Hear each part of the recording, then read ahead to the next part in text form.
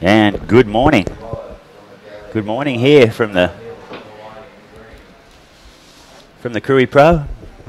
You're with Johnny Aluar2 and the WSL team. And you're viewing the Rumble in the Jungle. We're into Heat 13, the second round. The Hooters just gone. The swell's just dropped a little bit today. Still super fun. Waves hugging the reef here. Just had a little sample myself. The girls are on fire out there this morning. As you can see, first wave up and riding in blue.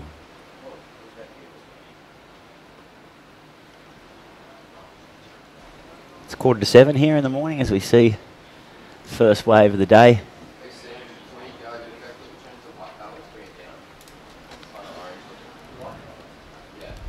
Long, super long ride there. That's Benjamin Hucker. No relation to me, Johnny Tucker.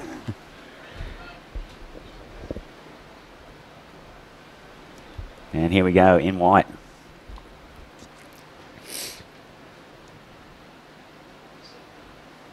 It's Jimmy Wallace, the other Aussie in the team. And in green we got Noah Hill from Hawaii. And Marco, Uruguay's own. Marco, Georgia. Here he goes. Backside. Neat. Looks like a doppelganger for D'Souza, for sure. And he's doing a good impression of him here on the backhand. As we see Nara there, the paddling in from a free surf. The Malaysian pro. And the girlfriend of the zombie killer. And talking about zombies, there was a few out there this morning as we see them paddle past. Here, they've overstayed their welcome. There's all the lads warming up for today's action. A few of the girls, as I said, there was a little bit of sorting out period there this morning before the girls' competition starts. Waves hugging the reef. There could be a few more little shampoos seen today. It's still the odd rogue set coming through wide.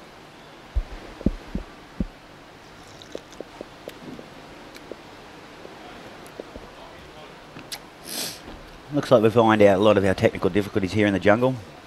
We've upgraded our pre-World War II Japanese generator. And we've shipped in one from the Korean conflict, so it looks like we'll be pretty right today.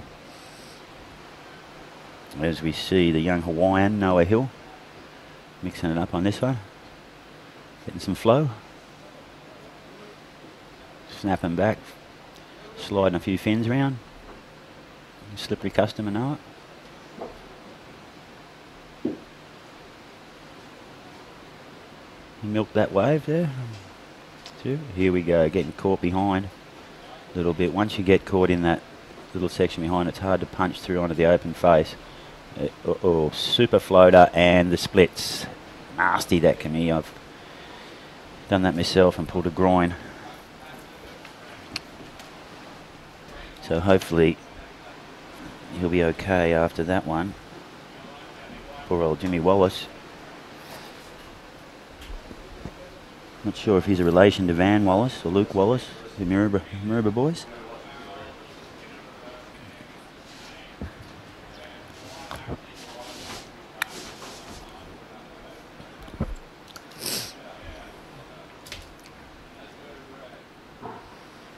Okay, guys, no more surfing. Please surf for paddling. Paddling, please. Blessed with perfect conditions. Once again here. Krui Pro, which we've all come to know as the Rumble in the Jungle.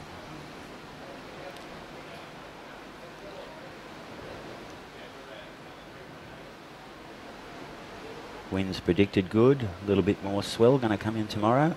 We're going to run the last of the second round men's heats, 13, 14, 15 and 16.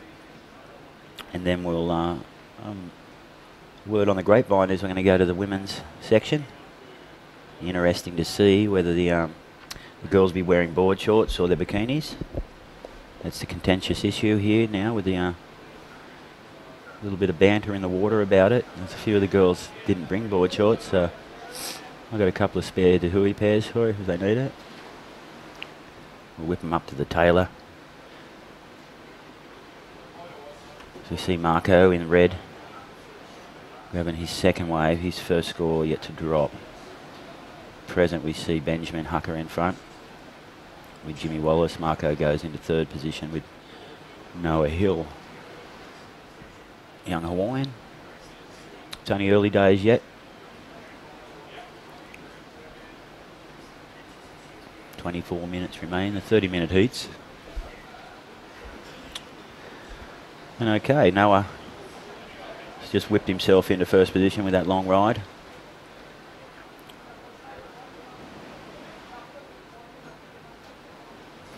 With Benjamin in blue in second. Marco's visiting third position at the moment with Jimmy Wallace bringing up the rear at present.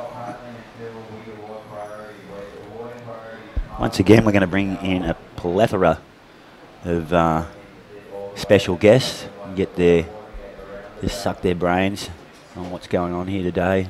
The waves will get surfers straight fresh out of the water, still in their singlets, messing up the Club Croblicon in here, we've christened it.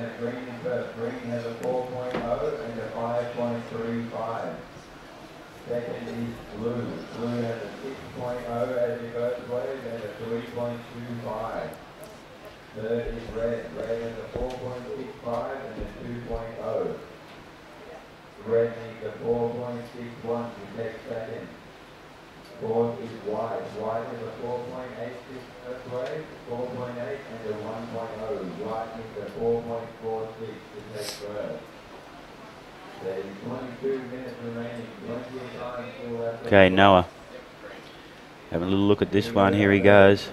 Patience on the first turn. Yep, pops it right over the back into a cutback. He's got the flow, Noah. Sucky little section there. Air drops off that Rio. A couple of roller coasters. Goes for the old shampoo, the morning shampoo parlour. His hair's looking good. Oh, does that wave up. Look, this is all class from Noah. Oh, the Hawaiian. I'd have to give him a one finger clap for that one. That was great surfing. And small waves, he whacked them all together. He's in first position as we speak. I think that's going to further his position out in front. And Daylight second. Although Benjamin Hucker is right on his heels with a good 6-point ride. He only needs a 3.35. I'm sure he can press Noah with one of those. We got Marco sitting in third at the moment from Uruguay. Hello to everyone there tuning in. I'm sure Marco's family will be watching this one.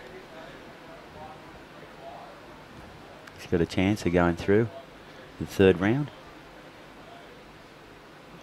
And I must say, Marco has been in form in the free surfing sessions. He's been a real standout this morning, smashing one right from takeoff to the bare reef.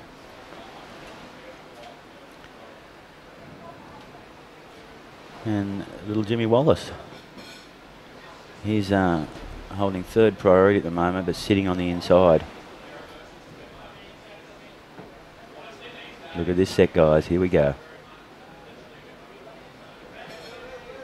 Here's Marco from Uruguay. What's he going to do? He's going to go upside down on the first turn. Not super vertical. Oh, loses a foot. Loses footing there. One thing I have noticed about this wave, it's super fast sections.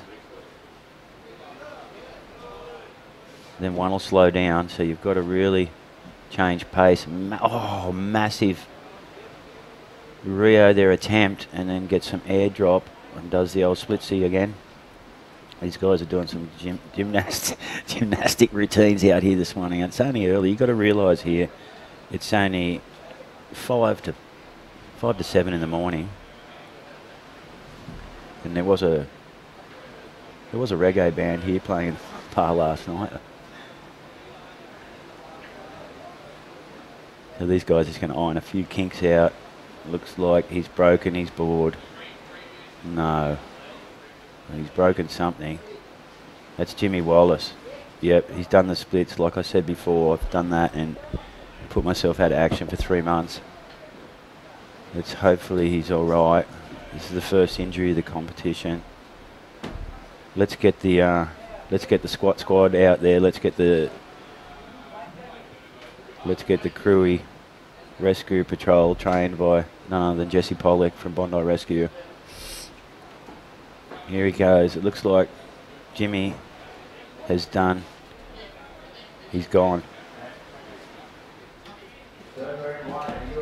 Talong, boys. That's help in Indonesian. They can't understand English.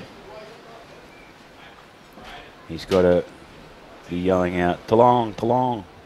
That's help. We'll bring the rubby ducky in. Marshal the forces.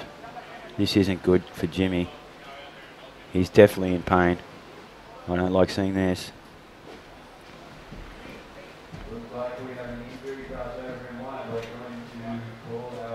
Well, that's a shame because Jimmy was on fire here. But I don't know, we could send for the witch doctor here. They can do some amazing stuff, these witch doctors over here. A little bit of voodoo over it, and he could be out there in the next 5 minutes. There's still 17 minutes remaining.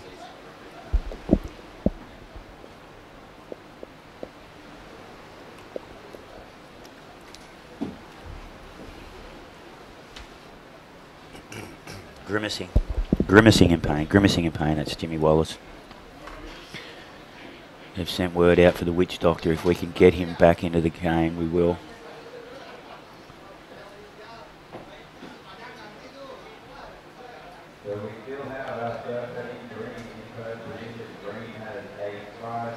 No, it's definitely not a cork or that. This could be a hamstring. He's pulled a hammy for sure. Yep, yeah, even you can see that he's done the hammy. This is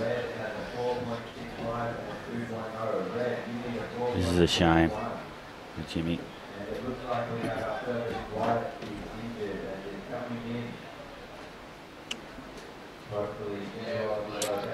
Here we go with Benjamin Hucker. Back to the action. Marco's just done the old priority claim. Oh, and he's pumped through that. Well done, Marco. It's up and down. Made the most out of that wave. Here we go. And again, the old Uruguayan backside slash. Some talented surfers there from Uruguay.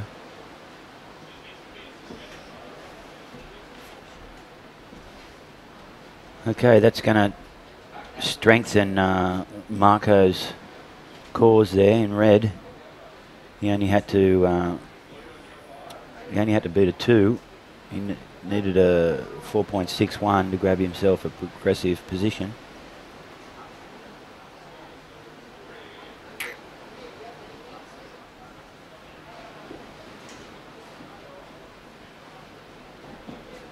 As we focus back on Noah Hill, sitting comfortably in first position.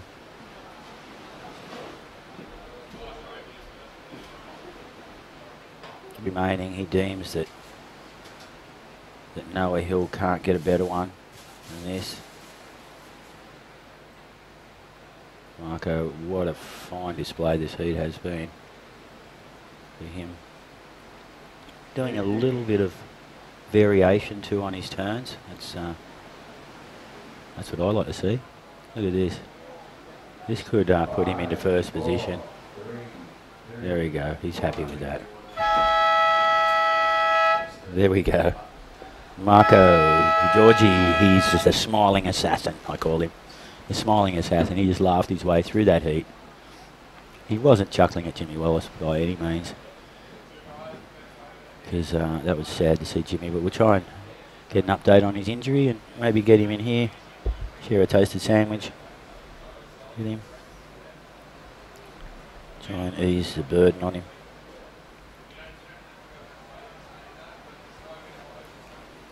Okay, so that's first heat down, ready to go. Definitely some good waves. Okay, so it looks like we have red and blue moving through the next round. Unfortunately, we have injury to our surface and white, all the best to anyone. And unfortunately, our hero looks like he's eliminated also. We're going to count in this next heat in 5, 4, 3, 2, 1. Okay, round 2. Heat 14.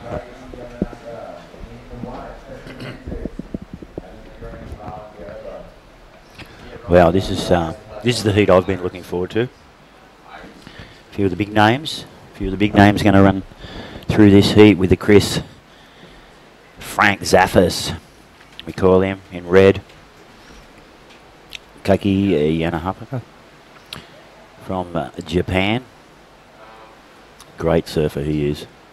And we got Pepin Hendricks. No relation to Jimi Hendrix, but he does some magic riffs out there in the surf, I tell you. Lays down a few tracks. And of course his good friend Marlon Gerber. Marlon Gerber, living in Bali, representing Chechnya, I think, this contest. He's got a few different passports. Swedish, Indonesian, and Chetnian. Okay, this is going to be interesting. We've got mainly backhand surfers here. Backhands coming to the fore in this contest. Seems to be those back foot backhand riders that keep producing the goods here. A lot of the goofy footers leaning a little bit heavily on the front foot and coming unstuck. Going down for a little drink of aqua with SpongeBob. So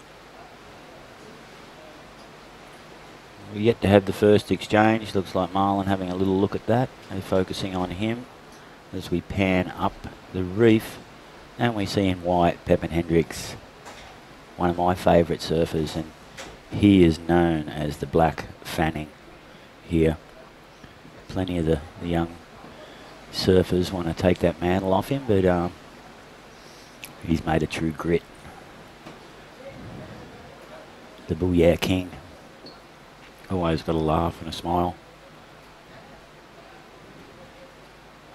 but can come down heavy if pressed.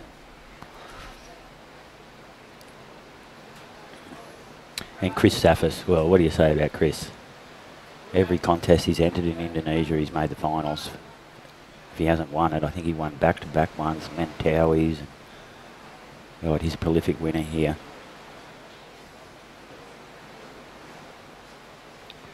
They call him Rambut Punti here.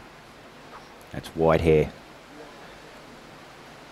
Or roughly translated into the cotton wool bud. But yeah, he's been in fine form in the free surfing sessions as usual. And just a new member of the Dylan Longbottom team too. Big shout out to Dylan. A couple of beers with him on his birthday there. Changgu. He was Dylan Longbottom was a standout performer here last year, making the semis or the quarters or the final, something like that.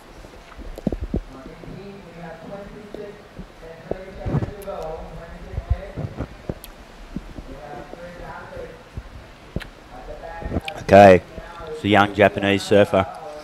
He's a live wire too.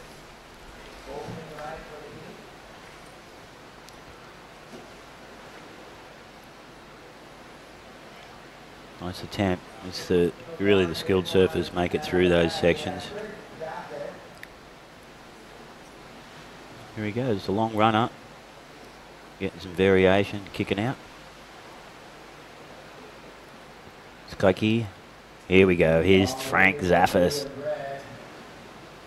Frankie slows down after that turn. Doing a little bit of slip and slide and bogging and riding, but doing the business. Looks like he's surfing an epoxy with no stringer, just a carbon stringer. In these small conditions. Oh yeah, digging in. Trying to power hack there. Goes down with a finish. That's a score. So Chris is off the mark. And we got a paddle in. Who we got? Oh, see the panoramic view. We made some calculations and I walked it out last night and it looks like it's at least 750 yards this wave.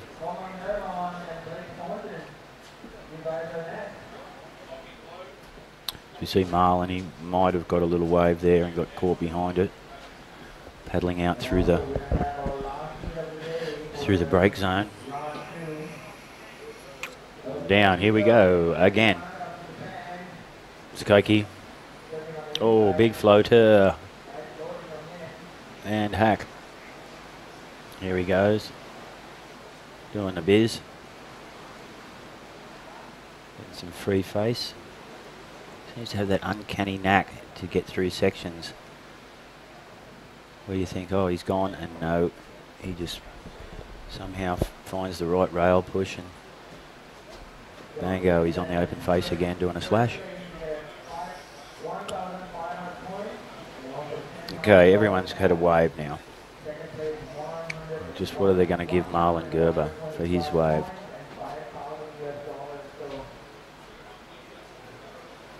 We got Kai in from Japan in blue in first position at the moment. Chris Zaffis second. Here we go. Here's Marlon having a look at that. His second priority, but whether they're going to deem him paddle for that. So small score for white and green. So opening right for red, a 5.5. Opening right for blue, a 3.75, and second wave for blue is a 4.5. Situation right now, blue you in the third position. Second is red. Red you only need a 2.75 to go to the third. And white and green you need a 5. White you need a 5.1 and green you need a 5.51. I'm expecting a big performance here from Pepin Hendricks. He's now residing at Pachitan, with a long river mouth left, much similar to this. So he's no stranger to working these left-handers over.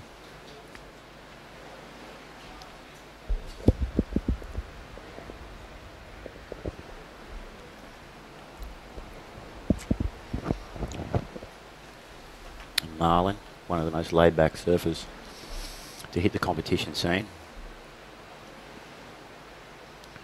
Here he goes, smaller type wave. Oh, he's brought in there, yep. He's changed boards. He's gone for the little one. I'm pretty sure that board's about 6 or 7 years old.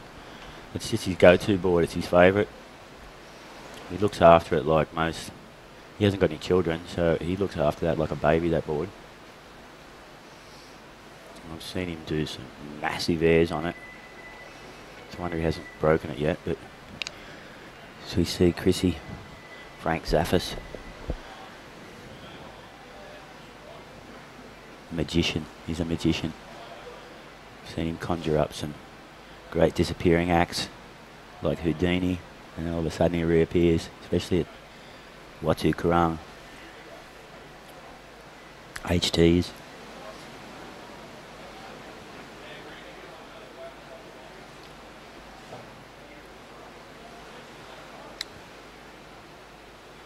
Okay, we've still got Kai in first place. Chris Zaffis in red. Marlon Gerber moves into third with a wave.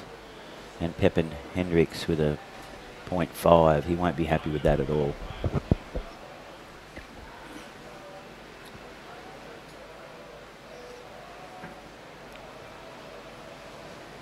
Big konnichiwa to all our Japanese viewers. You're watching Gaiki out there.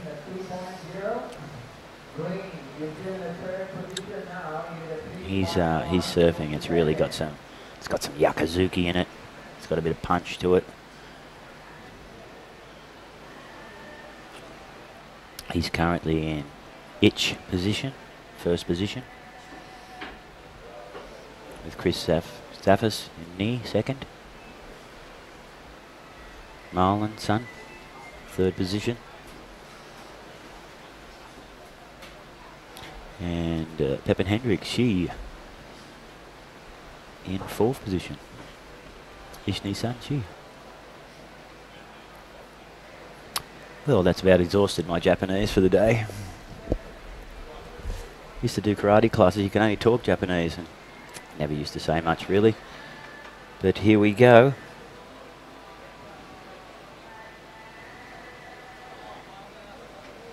Here we go, a little bit of a stare off with Chris Zaffis and Marlon there. I did board carry for Chris Zaffis there in the Watu Karang event last year.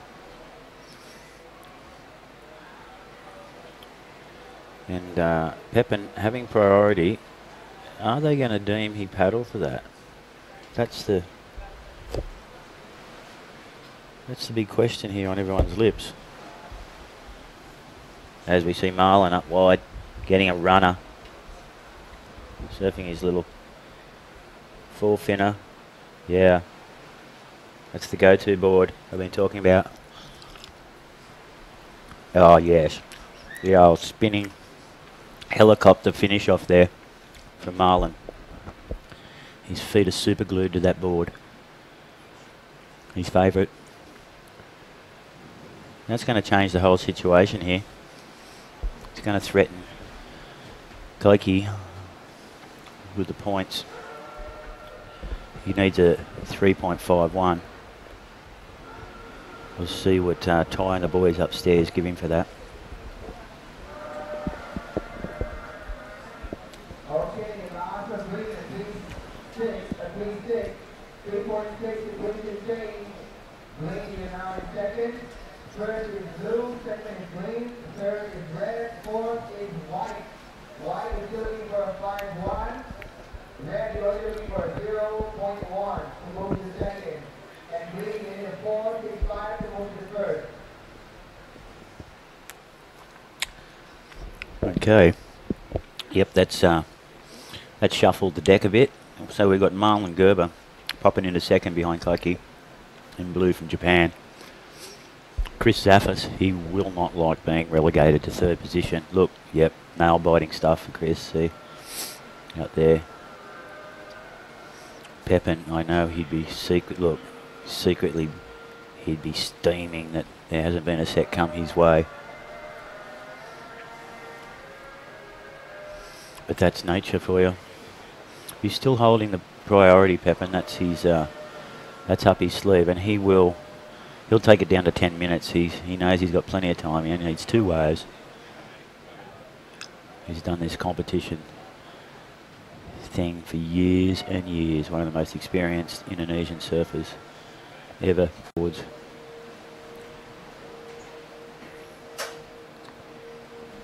I was best man at his wedding last year as well in Java. What a great day that was. Here we go, up and riding. God, they seem to be just coming to Koiki. Well, no. Oh, yes, and he does. Pepin inflicts a nasty priority on the guy. Here he goes. Here's the Peps. The black fanning. Oh, no. Uncharacteristically falling off on the end there, Pepin. Here's Marlon again. He's going to increase his scores here. Can he make it through to the open face? Yep. And no. Does the old Greg Louganis once again. Hopefully he doesn't hit his head on the bottom there like Greg did in the Olympics.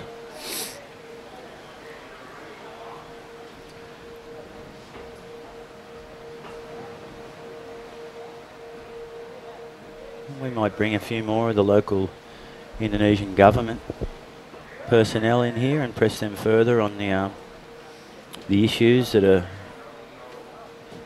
holding back the Indonesian surfing community here. We want to get them into the Olympics. See how they go up against the big boys, the USA, the Hawaiians. I heard Hawaii are thinking of breaking away and putting in their own Olympic team.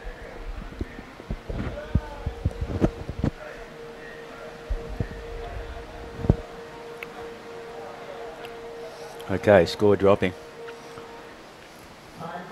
Marlon strengthened his position, second position, but he still hasn't grabbed the lead off Guy.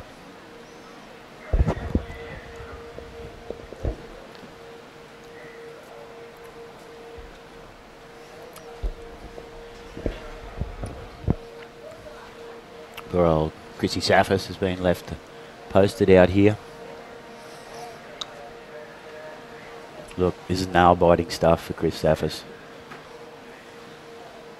Nerves showing there on the man they call Rambut Punti. The white hair.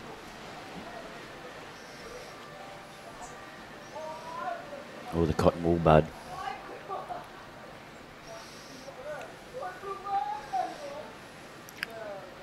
Usually Chris is pretty busy in a heat, but we're seeing him show a bit of patience here.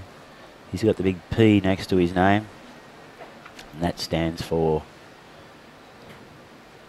Professor. No priority. He's got priority, but he is a professor of surfing. Chrissy Zaffis. He's got some technical tube riding abilities. As you see him and Marlon having a little paddle battle there. Marlon, no priority whatsoever, grabs that one right from underneath Chris Zaffis' nose, and we got a priority Kai. It's not a drop in by any means. He's just playing to the rules. It's ooh, and here we go. Here's the big Chris. He's only got one wave, and it's a good scoring wave, one of the highest of the heat. It is the highest of the heat.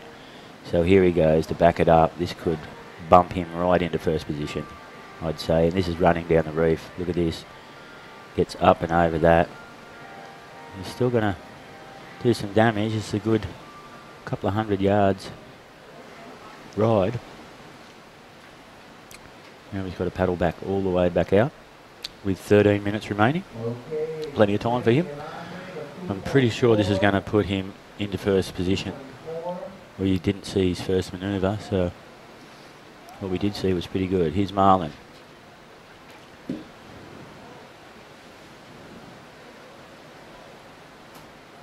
Wave allowing a few turns. They are scoring on turns here today, not length of ride. Oh, Pepin doing the full layback and pulls it. Here he goes. He's got his hair, his fringe in front of his eyes. He's doing it blindfolded. Pepin can surf blindfolded, by the way. He's been doing it that long. But I would have liked to see that first manoeuvre, which brought him to that little snoozing layback, lie down position that we tuned in on the cast for. Looks like he's going to go into a paddle battle with Marlon. No, Marlon's not having a bar of that paddle battle stuff.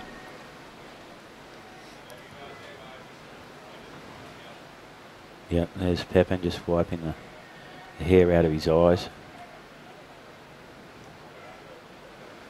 Well, 12 minutes remaining, and we've got a Chrissy Zaffis still gonna. They're still waiting to drop his score. There it is. He's leapfrogged the boys into first position. Chrissy Frank Zaffis now holding down first. Kai from Japan in blue still clinging desperately to second position. And you've got the two Indonesian boys, Marlon Gerber and Pepin Hendricks. Although Marlon is representing Chetnia from my statistics page here that I look at. I don't know, I think his father's from Chetnia or Sweden. But yep, uh-oh, poor Kai from Japan in blue has priority, but he's been just bumped to third position, Marlon Gerber. Like I said, tying the boys, they're not scoring length of wave, they're scoring how many bangs, how many whacks, and how critical they are to get the points. Okay, leader right now, we have Lava Green of 4.9, leading right now. First place is red, second is green, third is blue, fourth is white. White is looking for a 5-4. Blue now is looking for a 4-0-1. And green is a 6-6-0 to move to first. Exactly. So, yep, Pepin, he needs that 5.4. Kai, he'll be needing a 4.01. He's going to turn around and have a dig at this. He's a late takeoff, but right in the pocket, and that's where he wants to be. Gets around and gets caught on the ankles by the wash. See, some of the waves, the white wash pushes out in front, making it hard to get that vertical in.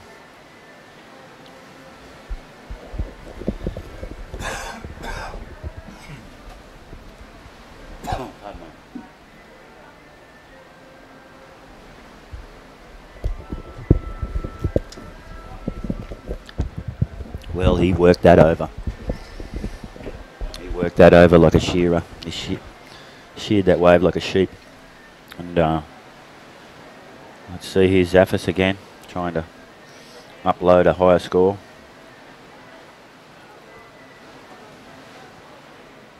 Oh, see the pain on his face there. It's like he wanted more from that wave and just couldn't extract it. Here's Marlon going upside down on the wash. Scoring a great wave, Marlon. This could bring him back into contention for the lead. Oh, nearly takes Chrissy Zaffis out.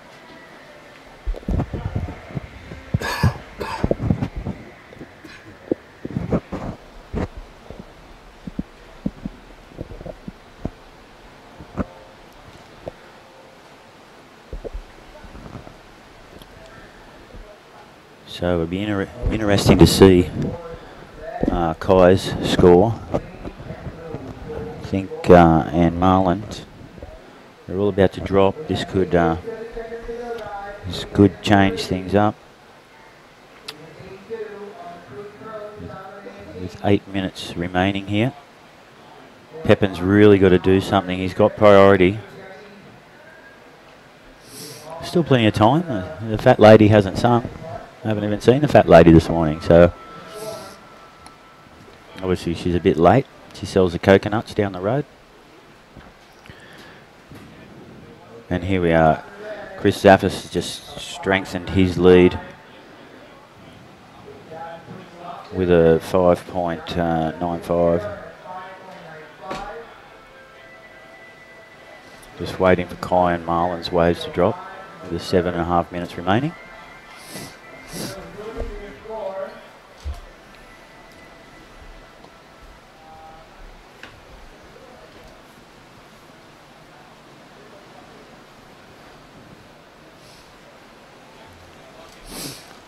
Chris Zaffis up the mid coast, north coast there, Angari Way with the up there with the Weber boys.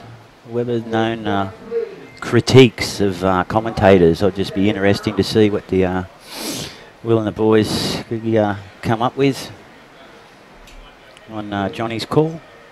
I've taken note of all their critique on the likes of the WSL commentators, so let's hope it translates into a good call for you. Any pointers? I'm only too happy to take. And a big shout out to Sid Graham Cassidy if he's watching. Set me on my way here, and look, he had a big hand in starting professional surfing, and look what it's come to. We're out in the jungle broadcasting it to the world, so definitely should be proud of himself to know he was a pioneer. Third place is green, fourth place is white. White, the top two scores are P1 and 2.65. You're looking for a 7.7 It'll be interesting to see which way the WSL. There's a lot of talk about changes to the tour, and that'd be interesting to see which way they go.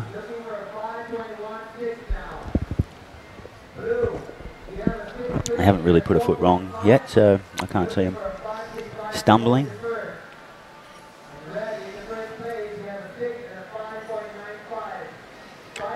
Okay, yep. Geiki in blue from Japan has moved into second place and bumped Marlin out by a mere 0.25, I think. Okay, Pepin clinging onto the hope with priority that he can grab a huge score. He needs a 7.7. Let's not be on Pepin. We see a little barrel go past the screen. Pepin didn't even blink at that. That means 5 minutes to go. The beep, beep, beep, beep, beep sounds like a truck reversing down Banasari Lane. And that means we've got 5 minutes to go here in heat 14.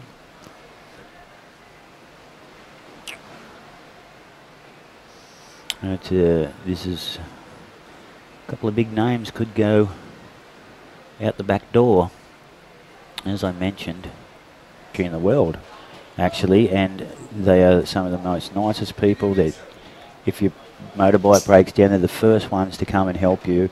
You know what I mean? They're just like you and I. You know, we don't get a chance to go to church every Sunday.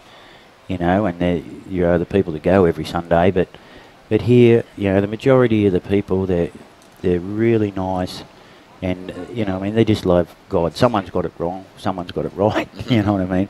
But they're just like you and I. They're beautiful people. Absolutely beautiful people. And that's why I choose to respect them. And look, they love a party too. They'll celebrate Christmas with us, so I like to celebrate all their parties as well. And as you say, we live in Bali, which is Hindu, so even the Muslims here, they respect Bali's right to be Hindu. Yeah, and so they're very, very tolerant society here, as opposed to some of the media, you know, who are you here? Here we go. And the girls are choosing. These three are wearing board shorts, I think. So this is our French Polynesian surfer. Yeah. She's drawing a few lines out there. It's one of the better cutbacks of the day we've seen. So these girls standard. She hit the dry spot there. I missed Chelsea's 7.75. I wish I saw that. We're getting some deliveries. I think I can see that our new switcher has just arrived. And so we can start bringing a few replays into the game. Yeah, so we might go, if we do go offline, it's because we're plugging in the switcher, which is going to bring us multiple camera angles, our replays, our graphics. Yeah. It's going to be better for us, but it may require us to go offline for a little bit. I'll wait till I get the nod from our guys at Fresh Air Broadcast, though. Yeah, look, that's no worries. As I say, we're going to build this event right up towards the final. It's going to hit a crescendo around final times. We're going to have multiple camera angles. We're going to have wide view. We're going to have interviews with surfers. Got an ace in the pocket. You can't let it all out. No, that's it. We're playing our cards close to our chest early. We've got Sam and the boys working overtime to bring you the best coverage we can from the rumble in the jungle at Krui. Yeah, it's amazing what these broadcast guys can do. A couple of years ago, we did a QS at Lance's Right. Yeah. And that's even more remote than here. There's not even a road to where we were staying. That's right. And the boat trips there and that. But look, I was mentioning, I grew up with Graham Cassidy, who was a big part of starting the professional surfing tour. And, you know, he was way ahead of his time with the Coca-Cola Surfabout, and, you know, which still stands up today if you watch a video of that. So, and they were jetting around Australia to get the best waves. So basically his idea, some 20, 30 years later, is translated into jetting around Indonesian perfect breaks. You know, it's just an extension, and I'm pretty sure he'll be pretty chuffed that we're here commentating and mentioning his name, you know. And yeah, and he's one of those people who've spoken about just about that passion for surfing. And he had the journalistic and the you know, he's like Tippy here who negotiates and gets in there and makes things happen. He made things happen, and he put surfing on the front pages of the paper, and on TV. So well done, City. All the Sand Shoes boys there at Cronulla. Big g'day. So we have 18 minutes remaining. Chelsea Tuak is way out in front with a 7.75 and a 2.5. I think we're going to see a battle for second place here between our Indonesian surfer Pua Johnson and Marie Moana Troja. And don't forget, Pua, she's in vying for that. She wants some points to get that CT spot. Yep. Yep.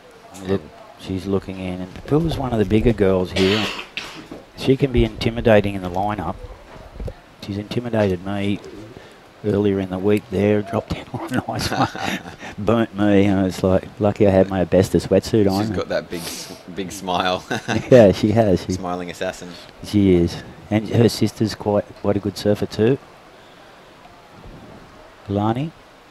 I think so right now we're sitting in the commentator's booth, which is a boarded up Club webcast booth. We've nicknamed Club Kroblakan. The cells around Kroblakan are actually a bit better than this, mate.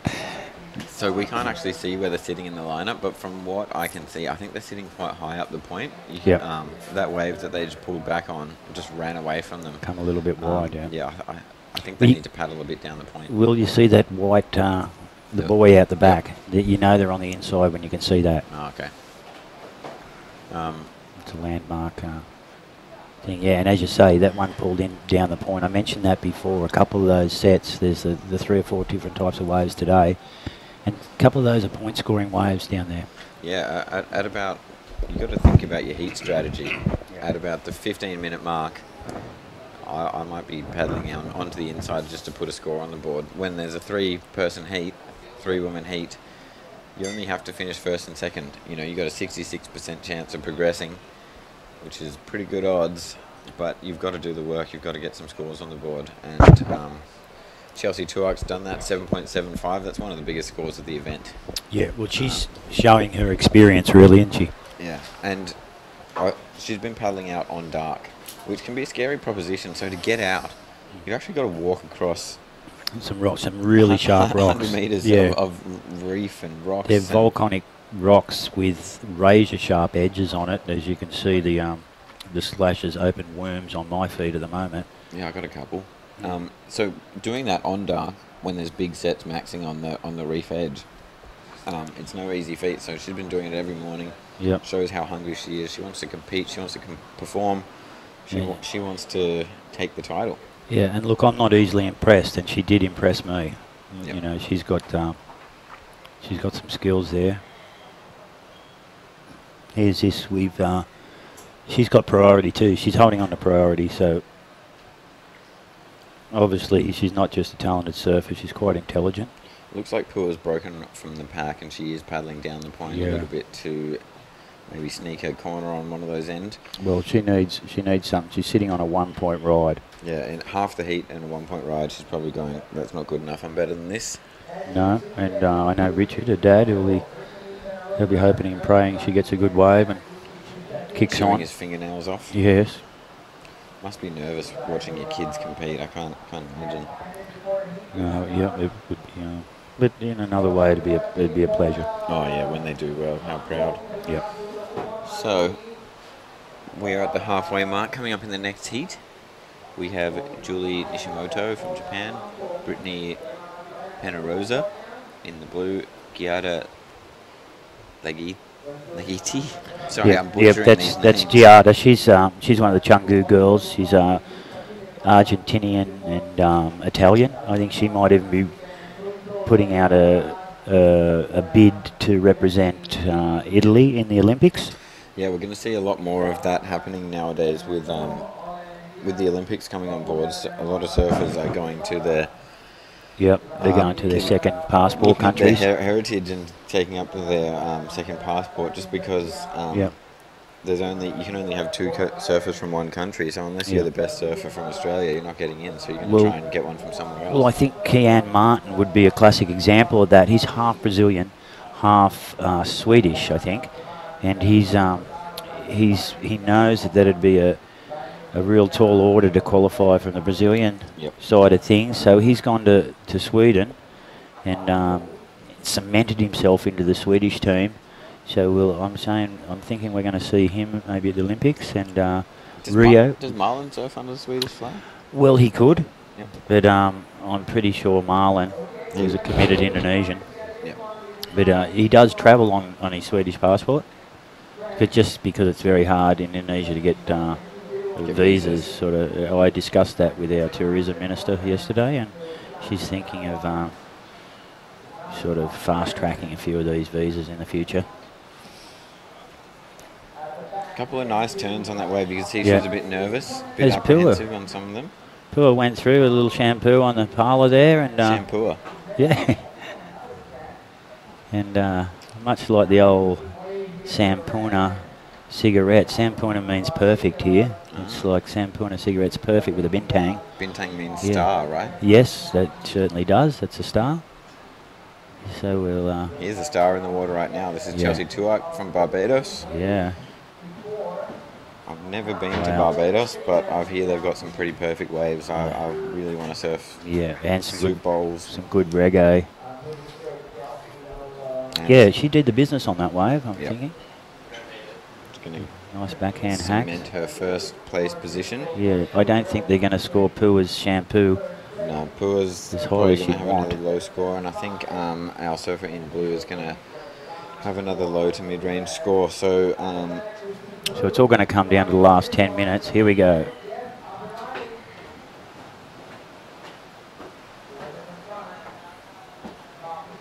It didn't offer too much that wave, did it? no, but how beautiful those clean faces. Oh, it's look. It's, Yeah. See how that we have 4 or 5 different surface changes a day. It's really glassy at the moment. We've Yeah, got some classy ladies out there surfing some glassy waves. yeah, those faces, those clean faces just look so enticing. I just want to go surfing. It's sometimes harder than you think to sit here and watch surfing all day. Well, You we get aren't- over frothing. Yeah, we only had that little window this morning, and last night after the contest there was only half an hour of light, so there wasn't too much for the officials to get out there. Too much joy. So Pua's last wave came in at a 2.65, Well, that's put her into second position in progression. but and- Blue's about to drop a score, which I think is going to... Yeah, but Pua has priority, so this is going to be an interesting last 11 minutes. Well, And there it is, 4-point ride for last of Blue, All right. or that- previous to last of Blue. That's put her back into second, so we've got Pua chasing a 4.85, which is more than capable of. Yep. She just needs to... She's got the priority, so she can pick and choose in this last 10 or so minutes. She did choose to wear the board shorts, so all the girls might have had a little meeting about it and decided that's the way they're going to go. We have our team from Fresh Air Broadcast plugging in their new switchboard. I'm going to go have a chat to them, find out what our status is on whether we're going to have to go offline for a little bit while they plug it in. I'll be joining you again shortly, Johnny. Thank you. All right, mate. All right, and keep us updated on all the injury, the controversies, the fashion.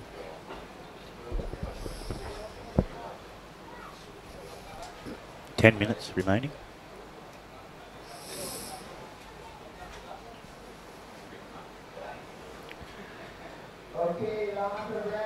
Well, that's Marie. Marie out there, she's just making a few adjustments to her hairstyle.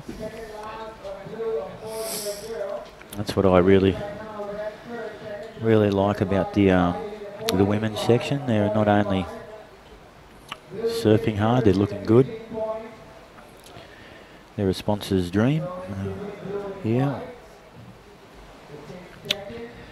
They're really promoting surfing here in the jungle. All the young girls, Indonesian girls, rarely get a chance to see European or South American or just ladies from around the world here. So I think we're going to have a whole new bunch of Indonesian women surfers after this tour event. They'll be picking up surfboards and wax and grabbing their boardies and getting out there. Okay, we got Pulwani Johnson half Indonesian, I'm pretty sure half Hawaiian. She's got a foot in each camp. She needs a 4.8, but she's got priority, and there's a couple of waves coming. Here, Marie wants it, but no, as Puawani paddling for it out wide. Don't think so. Mardo would have scamped. No, there she is. She didn't take that one.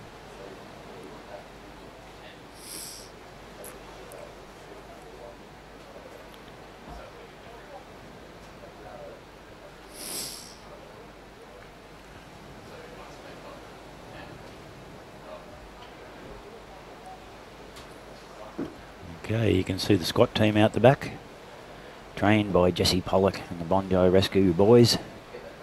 They're just erecting their little lean-to on the boat. Heat gets intense out there in the midday sun. They're all pretty chuffed. If you can see, they're wearing the WSL hats. Toppies, they call them here, as they go on top of your head. There's fisherman. He's just going to grab lunch for us out there. A few lobsters.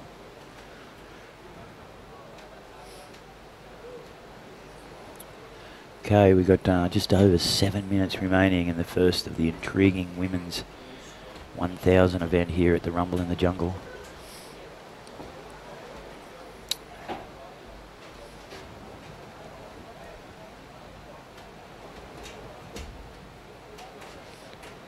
Brittany up next, a few of the girls, so that'll be an exciting heat. Julie.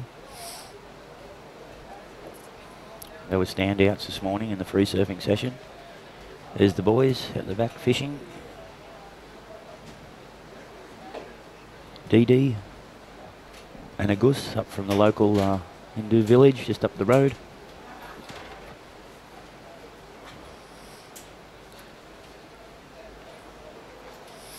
His nickname's Sinbad the Sailor. Sinbad the Sailor.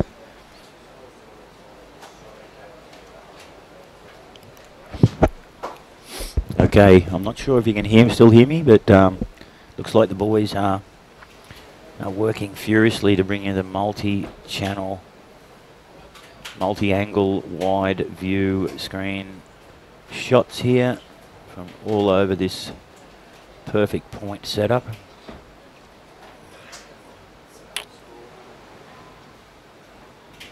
There we see Chelsea making a few little adjustments to her ponytail. Unlike some of the men's competitors, they were just letting the long locks just flow out yesterday.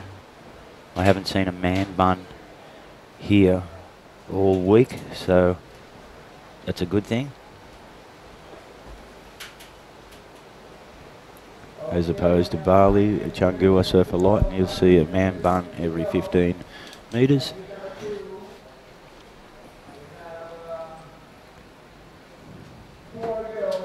Okay, we got 5 minutes to go. As you'll soon hear the beep, beep, beep of the reversing truck up Banasari Lane.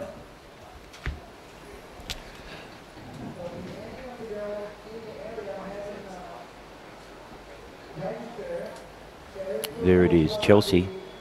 She's out in front with two 7-point rides, 7-point plus rides. So she's probably got the highest combined heat score of the contest nearly already.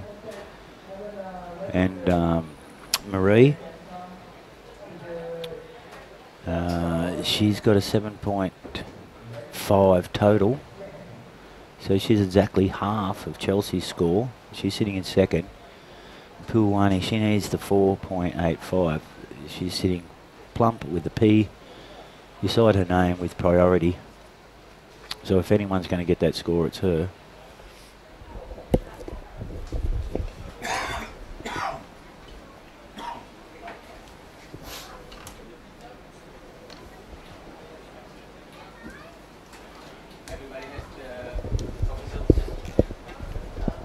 Here we go. We got a nice set approaching here. Looks like Puawani's going to use her priority down the line. No, it's actually Marie who's hooked into this one. I don't know well, Puani has used a priority. That's another episode in the morning's dramas here. I think those two girls tussled it out early pre-dawn on the bridge. Okay. Are they going to give her the scores for those turns? That's the big question. She needed the 4.85. That's going to be touch and go with 3 minutes remaining. Was one of the better ways, but she had to negotiate a little sleeping policeman speed bump there from Marie as she chuffed down the line. I'm not sure their stance on that. Would that be interference or not? Well, I'll bring you that result on that. Yeah, it looks like Puani has jumped. She's jumped into second position for that one. Yep.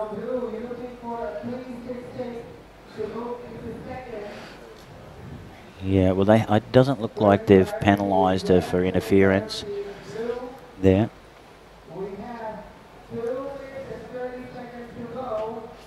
Yep. That's 2 minutes and 22 seconds remaining of this heat for Marie to challenge back Puani.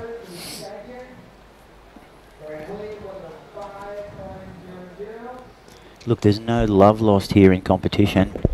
You know, them's the rules. If you've got priority, you can just drop right in on them. Marie trying to make that as hard as she could for Puani, laying down a few little bumpy tracks for her to run over. So Puani will be pretty happy that she got the score, and Marie will be pretty happy she didn't get interference. She's still got like 1.5 minutes to grab her. She only needs a 3.66. That's not beyond her, and she's got a little bit of priority on Puani. Chelsea sitting way out in first position. She's basically got him in combo.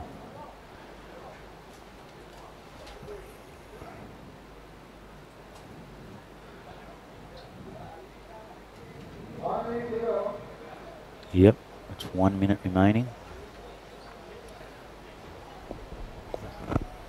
Chelsea looks pretty relaxed there. She's got the feet up on the board in yoga position, just meditating. The boys are out having a snooze out in the rubber ducky out the back.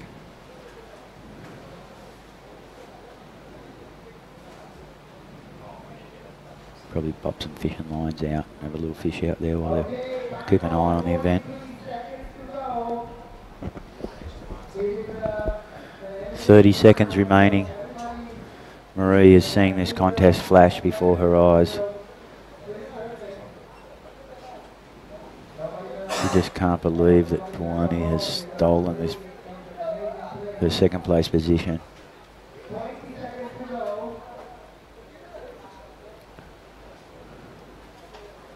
A little bit of a chuckle, a little bit of a smile on Puani's face.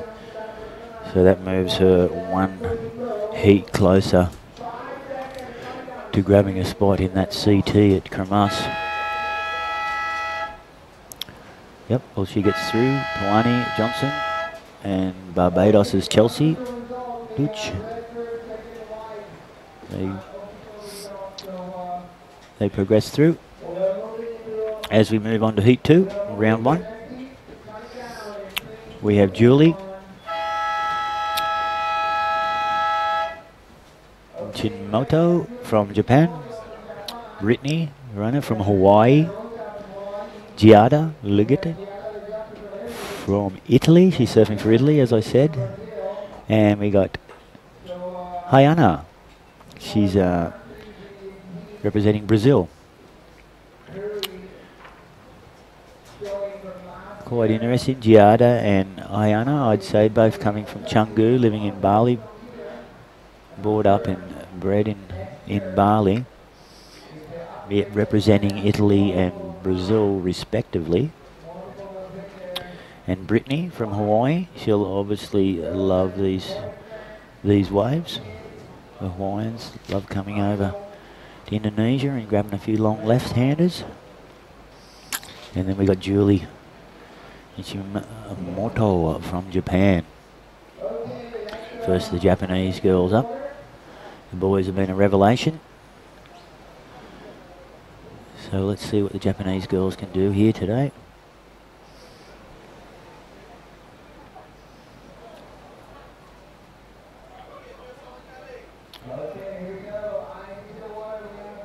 Hang on, hang on, hang on, yep.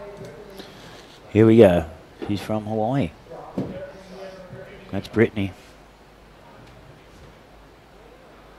Already into a nice wave, and she certainly can surf.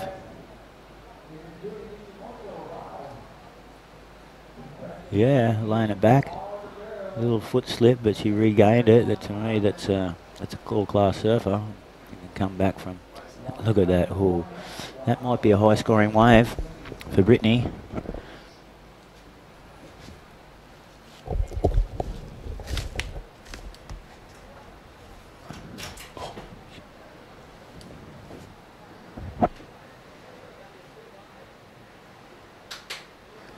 Brittany Panarosa, first wave. We'll wait for that to drop.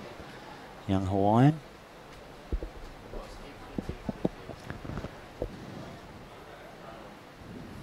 There we see Hayana.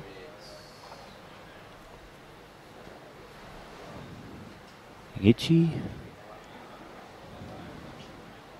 They're best friends. Hayana and Giada out there. They're best friends out of the water. Worst enemies in it. Here she goes, Giada. She's really stepping up of late. Chungu out the sandbar, calling a few boys off the waves. She's really struggling to get through. Does the old bombardo off there. I'm pretty sure they won't give her too much for that. She didn't really get a turn in. And she's known for her big hacks up on the Chungu sandbar.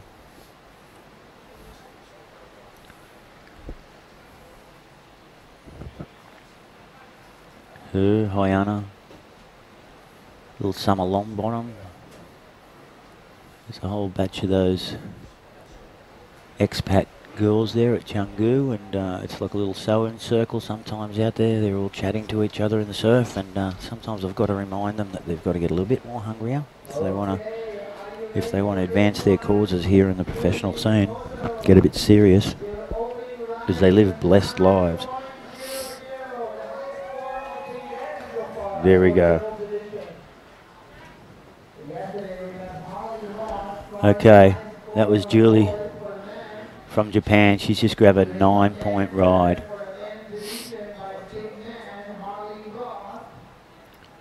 They've given that's Julie Nishimoto with a 9-point ride. We'll be trying to bring in these action replays as soon as we can, which will eradicate some of the downtime between waves we get. Here we go. Here's Hayana. She'll be backside. She's one of the most improved women's surfers from Bali. Still only young. All these girls are just teenagers. They're not allowed to get in the pub yet. They're still only 17.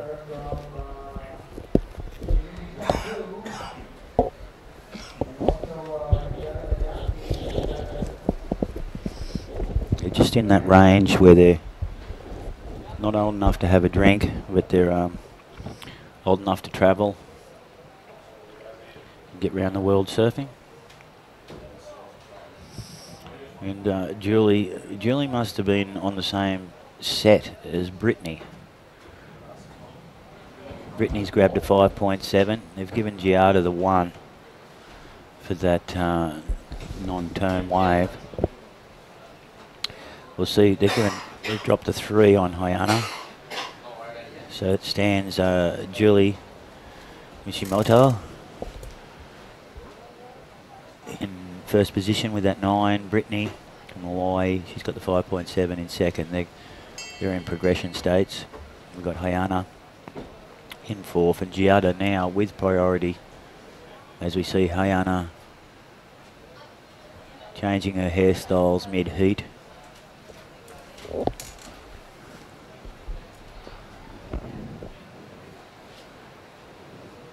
Girls discussing hairstyles out there, it looks like.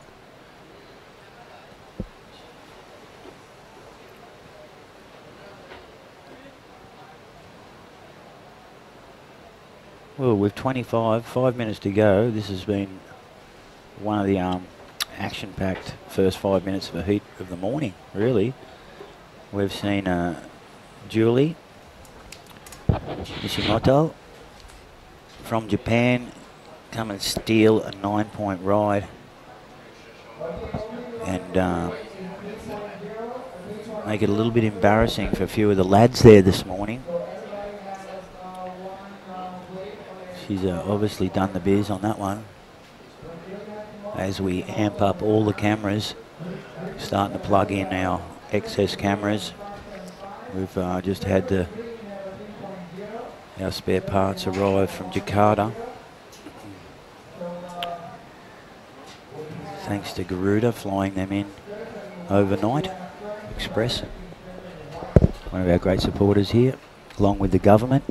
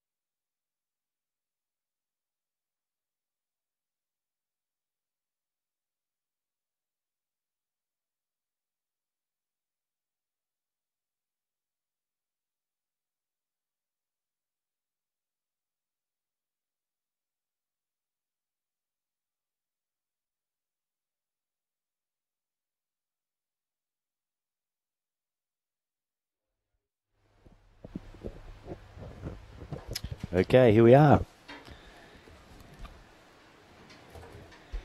Johnny's back like a boomerang. Here we go. We've updated our whole system here. We're going to bring you a few more different camera angles, a few more wider shots. As we see Lauren Poor up and riding, striking first blood in this heat. Round 1, heat 3 of the women's. Here at the Rumble in the Jungle. Yeah, that was Lauren Poor from Australia. In the red, we have Shino Matsudua from Japan. And up and riding as we speak, that's Emily Gassoni. She's representing Italy. And in the green, we have our Korean, first of the Korean girls, Im Soo-jan. No relation to Kim Young. Maybe distant, but it'll be interesting to see how the Korean girls fare up here. We got Nala in one of the later heats. And here we go. Soo-jan, backside. She's been one of my favourite girls in the dining room. Just all very pleasant. Always says hello. She's here.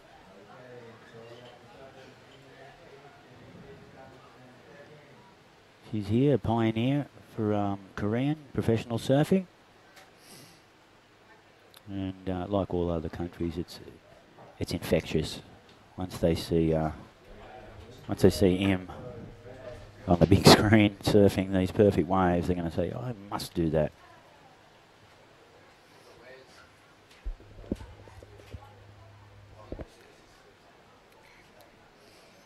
Good to see them leading by example. Not just talking, not just blah blah blahing like me. They're out there doing it.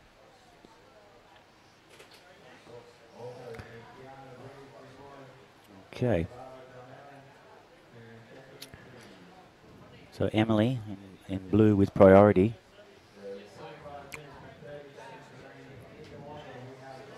She's thrown down a 3, just in front of Lauren Poor.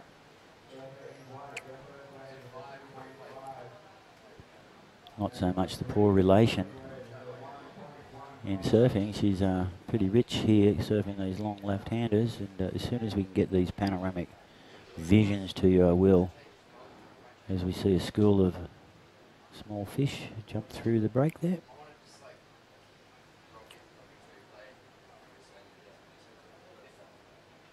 With 25 minutes remaining in this heat.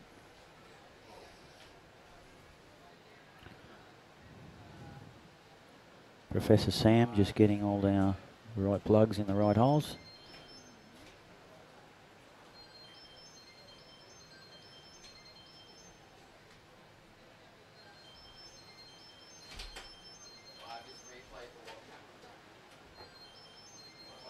Sounds like the phone's ringing.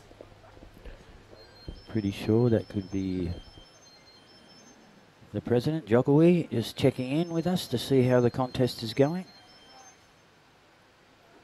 As we see Emily, young Italian surfer.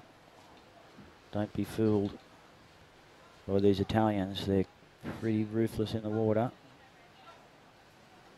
as shown by the likes of Mattia Moray, the big Italian grower charger, and his young accomplice there, Leo, making their dream tour, putting Italy on the map. And one of my good friends, Mauro Cadu, sitting there in Sardinia.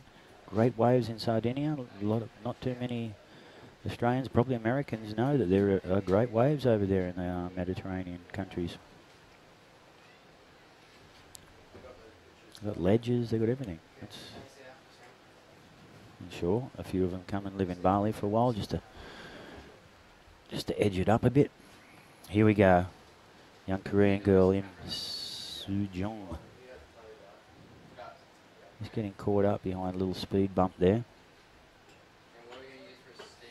As we've seen that last heat, I'm pretty sure the two Indonesian girls come Giada and Hayana dipping out to the more fancied opposition. But they'll hang around for the rest of the week and support everyone else that's here. I know Kian Martin, that's Hayana's brother, stepbrother, so she'll be supporting him through the contest as well. I'm sure David, Kian's dad, and Hayana's dad, he'll be watching the viewing. Big hi to Dave there.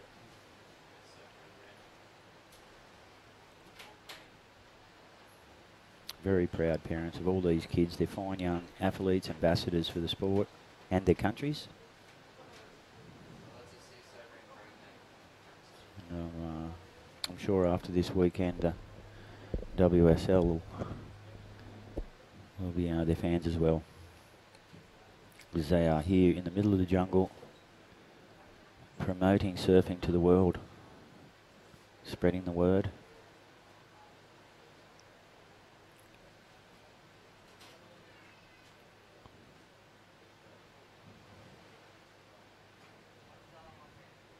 Before you know it, we'll have a whole new bunch of zombies surfing. And I'm sort of king of the zombies. So, be good to see. Here we go, backside. That's Lauren Poor.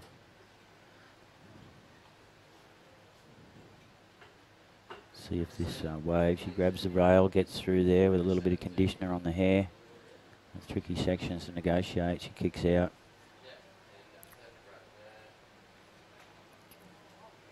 Looks like she's slipped a disc in her back maybe, or...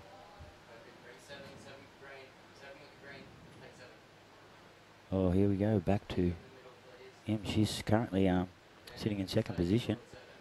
Lauren's second score will drop, and that'll probably dip her back out to third position.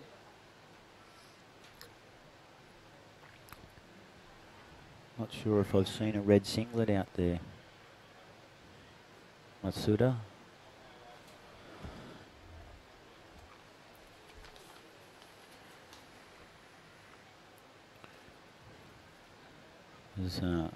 As you know, I'm in Club Kroblakan here. We haven't got a window to the outside. I'm just watching the vision like you. Occasionally I'll poke my head out the door. But if we get that wide panoramic view every now and then, it'll give us a bit more vision on who's out there and who's not.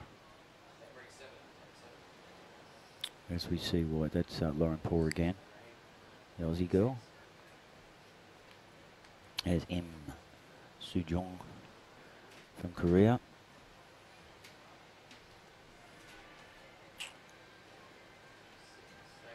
Paddling back out. There's Emily Gusoni from Italy. They don't do a bad pizza here as well at the Ombak Inda Resort. She'll be tucking into a few of those, I'm sure. And we had spaghetti bolognese the other night. It was lovely.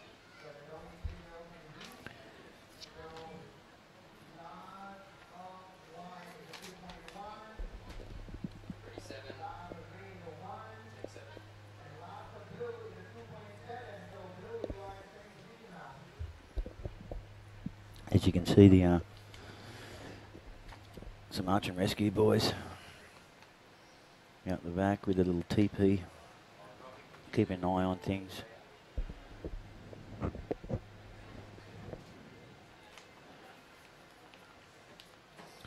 At this stage, we've got our little Jimmy Wallace back at his. Big shout out to Jim. Hope you're feeling all right. Get that ice on that hamstring. There's nothing worse than pulling a hammy. Well, a few things, maybe a heart attack or leprosy or something, but yeah, it's a painful thing.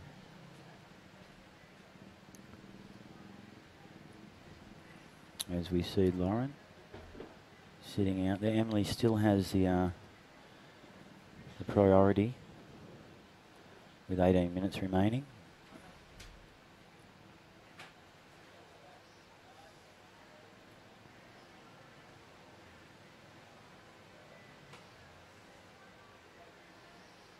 And I'm going to bring in one of the locals here who's been here since day dot.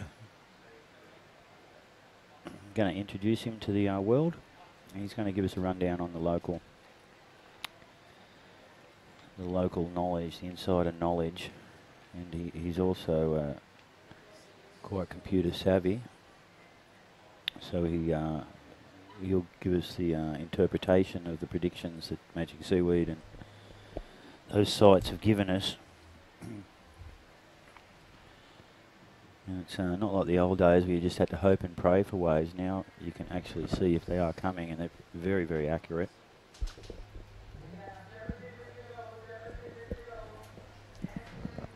Hence everyone turning up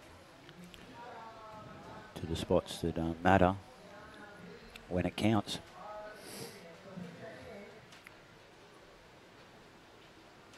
Because that's the difference between like say football or cricket, or in respect to surfing. You know, they set their dates a year ahead for the Super Bowl or the Boxing Day Test match, but we have a little window to put our events on, and if the waves don't come, there's no event. So it's even with the wind predictions, it's amazing how they do it nowadays, and they can make the correct adjustments and run the contest when the predicted ideal conditions are on.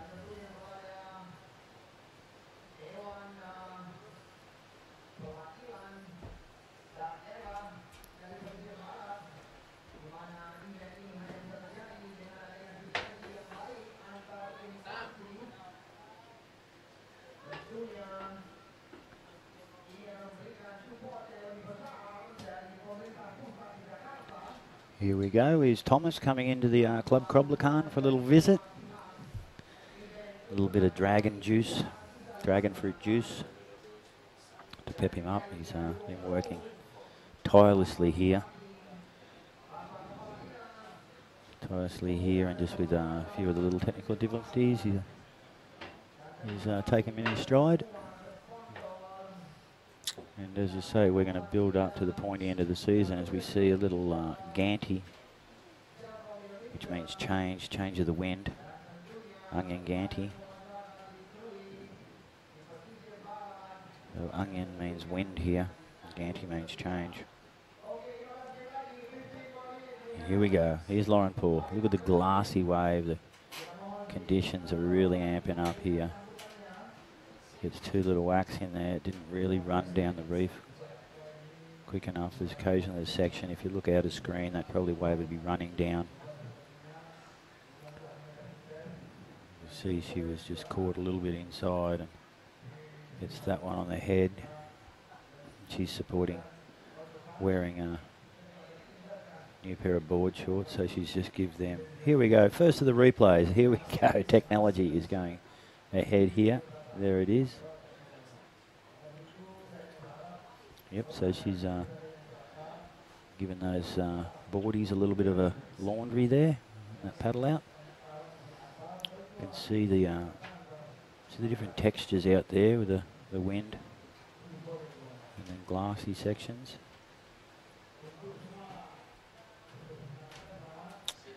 Okay, so Lauren Poole from Australia, she's pushed ahead with a total of 7. As we see a nice little wave popping up. Emily using priority. Oh, goes for the big turn. Doesn't look down the line and look for some. So she's made her intentions quite clear. She's just going to try and smash a few turns in. She's not looking for length of ride.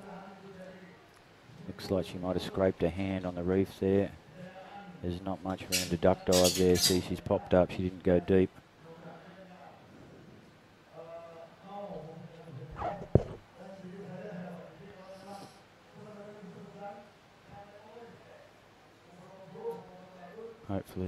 she's all right.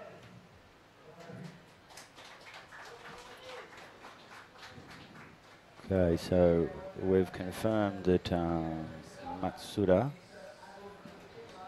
isn't involved in this.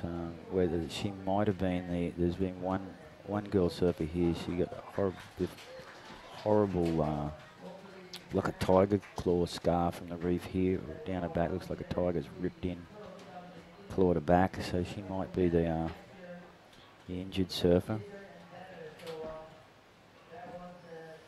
It was the first day, non-competition day. It was absolutely pumping out there, and she caught the wrong end of a rail. Ended up doing the old SpongeBob crawl along the bottom of the reef on her back. So hopefully she's all right.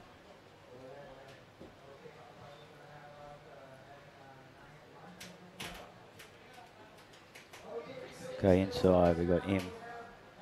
Sujong, a bit too deep on that. She grabbed the rail and had a dig, and that's what I like to see. I'm not going to be critical of that as long as she's having a go. And don't forget, she's probably the most inexperienced competitor here today. With a few ex-tourists here.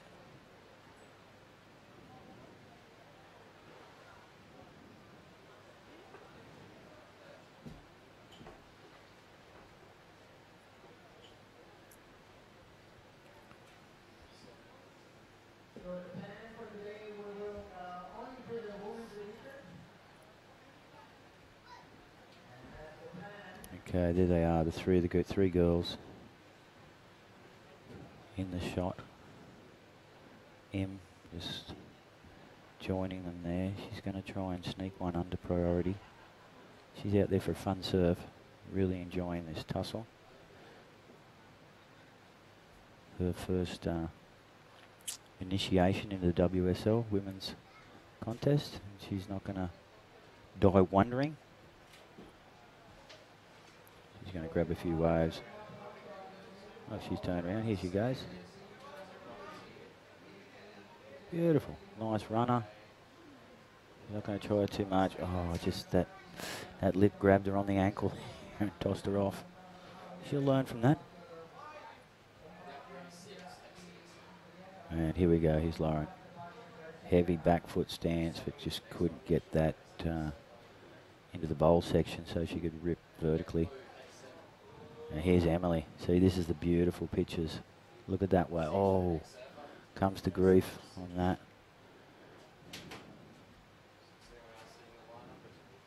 It's a tricky situation for the girls there, and whether she kept that high line and tried to pump past the floundering Lauren Poor and M. Soo Jun.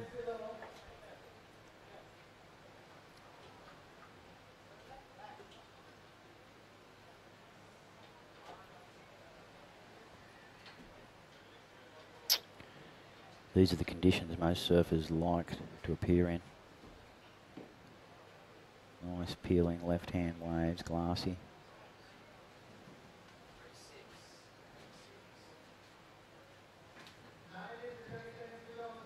Daydreaming about that. I'd probably be, if I was a youngster, I'd be at school sneaking a look at my WSL app in class, dreaming that I was here. Here we go, Lauren backside, one little squiggle, another bit bigger turn, looking for a cuddy, pumping through the section. She's going to try and finish this off. No, she's going to kick out. Gets mighty dry in there.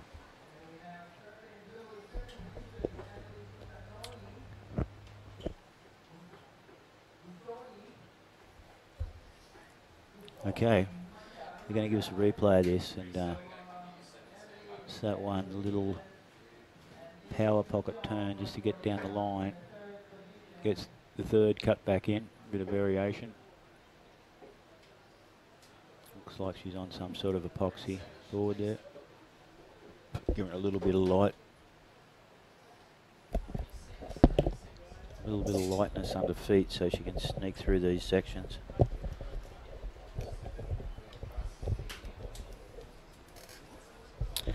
Okay, welcome to the team. Welcome to the team. Thank you. Introduce yourself. You're the local long-time stalwart here, and in the at the Inda Resort. Yeah, my name's Stuart Horseman. I'm one of the owners of the place here. Yep. Um, How long you been here, Stu? Well, first time I came here was in '97. I came with Nev Hines. Yeah. That's Annie's husband. Annie's now running the place. Yep. And at that time, we stayed in Krui and travelled round to the various places. Krui is the big city here. That's what, half an hour away or so? Yeah, half an hour north. Yep. And a couple of years later, we managed to secure the land here and made it home. Made it home, yeah. We found that this was the most consistent wave in the area, and yep. And it was sort of picks up the swell here and breaks all tides. Because there's waves all round this expanse of coast, isn't there? There's a bit. This is a quality wave. It is. Picks up a lot of swell during the dry season. It's rare that you're not able to surf something. Yep. Yeah. It is, and so it's great having a WSL event here now. Yeah, times have changed. Yes, it's. I suppose you come here looking for some, uncrowded waves, and here you are. Times have changed. Yeah. I suppose we've really avoided any chance of running a comp here. For years, Yeah, we did. And it wasn't really till about 4 years ago when they, I suppose they split the local district. Yep. The government was, prior to that, the government was up in Leewar. Yep. Which is about an hour up the road from Krui in the hills. Yeah. And they weren't that, I suppose, interested in. I mean, they did show interest, but the government was already established and running up there. And 4 years ago, they split that district in two and made the new area along the beaches. Yep. And since then, that government has been setting up in Krui and promoting tourism and correct. Yeah, they have known the potential and the beauty of the place for a long time, but it wasn't until the local government came in and were able to sponsor the event, really. Yeah, because as you say, beforehand it was a little bit too far away for that government to throw all their money at. That's right. Here, so, and look, here we got some replays. What's your take on the girls? They're surfing pretty good these days, mate. It's incredible. I mean, I can see the improvement just from last year as well. Yep. It's quite incredible in all the women's sport. The skill levels have just shot through the roof. Yeah, look, and as you say, a lot of the girls heard about this contest last year. It was a fun contest. I heard all about it. The likes of Dylan Longbottom, and they had a ball here, so it's attracted a lot, even a higher level of surfer to come. They wanted to get a bit of this, for sure. Yeah, and that's it. It's a great place. It's still got a really nice vibe about it. It has. And it was good to see a bit of swell a couple of days ago as well. And look, you're the professor on the predicted swell here. That's what I sort of mentioned. You were going to come on and give us a bit of an insight to what's going to happen over the next few days. What's your take on that? There's a possibility we might see a little bit of an increase tomorrow, and then I think from then on it's only looking up for the swell. Yeah. And come perhaps the 21st, 22nd, it's going to get quite solid. Mm-hmm. The winds look like they're going to hang in there. It looks like there might be some onshores coming. And look, but even yesterday it went onshore for a while, but it didn't affect it. Well, so you have that here, do you? Yeah, you can. We're still it's still April. Yeah. So you can get that change of seasons, variability in the local winds. Yep. What's showing on the forecast is actually a nor'wester blowing for a couple of days. So depending on how strong that is, you you can still get your morning surfs, and, Yep. and then it can blow onshore. Just it depends on how strong those little systems are. Yeah. Because we're a bit closer to the equator here, so the trades tend to have less effect than what they do closer to Bali, Sure. further east. Sure, and that was just Im Sung Jong from Korea. Great to see the Korean girls here and a few of the boys.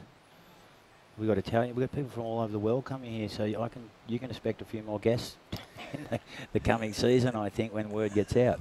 Yeah, I think the it certainly has that effect. There's no doubt about that. And look, you can jump in the car. It's just like being in Sydney and going down the coast for the weekend. You can get some uncrowded waves down an hour or so down the coast, an hour or two. Yeah. That's right. You can always go looking. Yep. And depending what time of day, time of year, yep, there's certainly waves around. There's waves around that are still off the map, and Yep. That's nice to have up your sleeve, isn't it? yeah. Well done. As we see here, we're down to the last 2 minutes of this when we got Emery from Italy in front with Lauren, the Australian, second. It's getting a tough job here. Here she goes. She needs a 5.5. Gutsy, good wave. She had priority. She needs this to be a 5.5. She's looking for the big turn. She cuts back. Oh, this is great from the Korean girl. Wouldn't it be great to see her progress the second round? Can she finish this? That's a long wave. That's one of the better waves of the heat. Just coming a little bit unstuck there. Be nice to see what they give her on that one. How do you see this little wave? There is a couple of different waves breaking out here, isn't there? You've got to be quite selective in your choice. Yeah, correct. Particularly as the swell drops. Yep. There'll be there's sort of about 3 main sections in it. Yep. And off the top of the point, which is quite fast and hollow.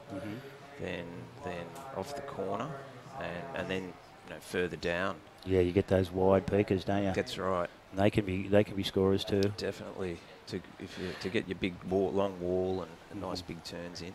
That's it's be a tough one to work out where to sit. Here we go with 20 seconds to go. We're giving you a few little insights from the local legend here. Good stuff. I saw you getting a pretty few good waves out there when that swell was up. You were out there charging with all the young kids. Oh, still try to get out there. It's good. It is. It's a pretty user-friendly wave. So yeah. Yeah, and as you say, when it gets big, there is a few little consequences to it too. It's got a bit of everything. Yeah, that's right. There's a lot of paddling to be done sometimes. Yeah, and it's a quite easy paddle out. Once you're out there, you sort of got to negotiate a few of those rogue sets here and there. Yeah. It looks like we had the Aussie and the Italian progressing there, and we're into the next round. I'll just see who we got coming up. If you'll hang with me for a heat or two and sure, give us that local take. We had the tourism minister here yesterday. Yeah. And she was giving us a good thing. She's right behind you here with the contest. And okay, we've got the Spanish in red. We've got Latino Luca, and we got Breeze Demuju from New Zealand. Diana Breeze from New Zealand in the blue, and in white we got Lara Damilian from Australia. So this looks like it's a three-woman heat, unless we have one of the local girls. No, here it is, right up in screen. That makes it easy for us. In white, Lara Damilian, Diana Breeze Demuge from New Zealand. A little bit of hyphenation going on there, and Lusa Martino from Spain.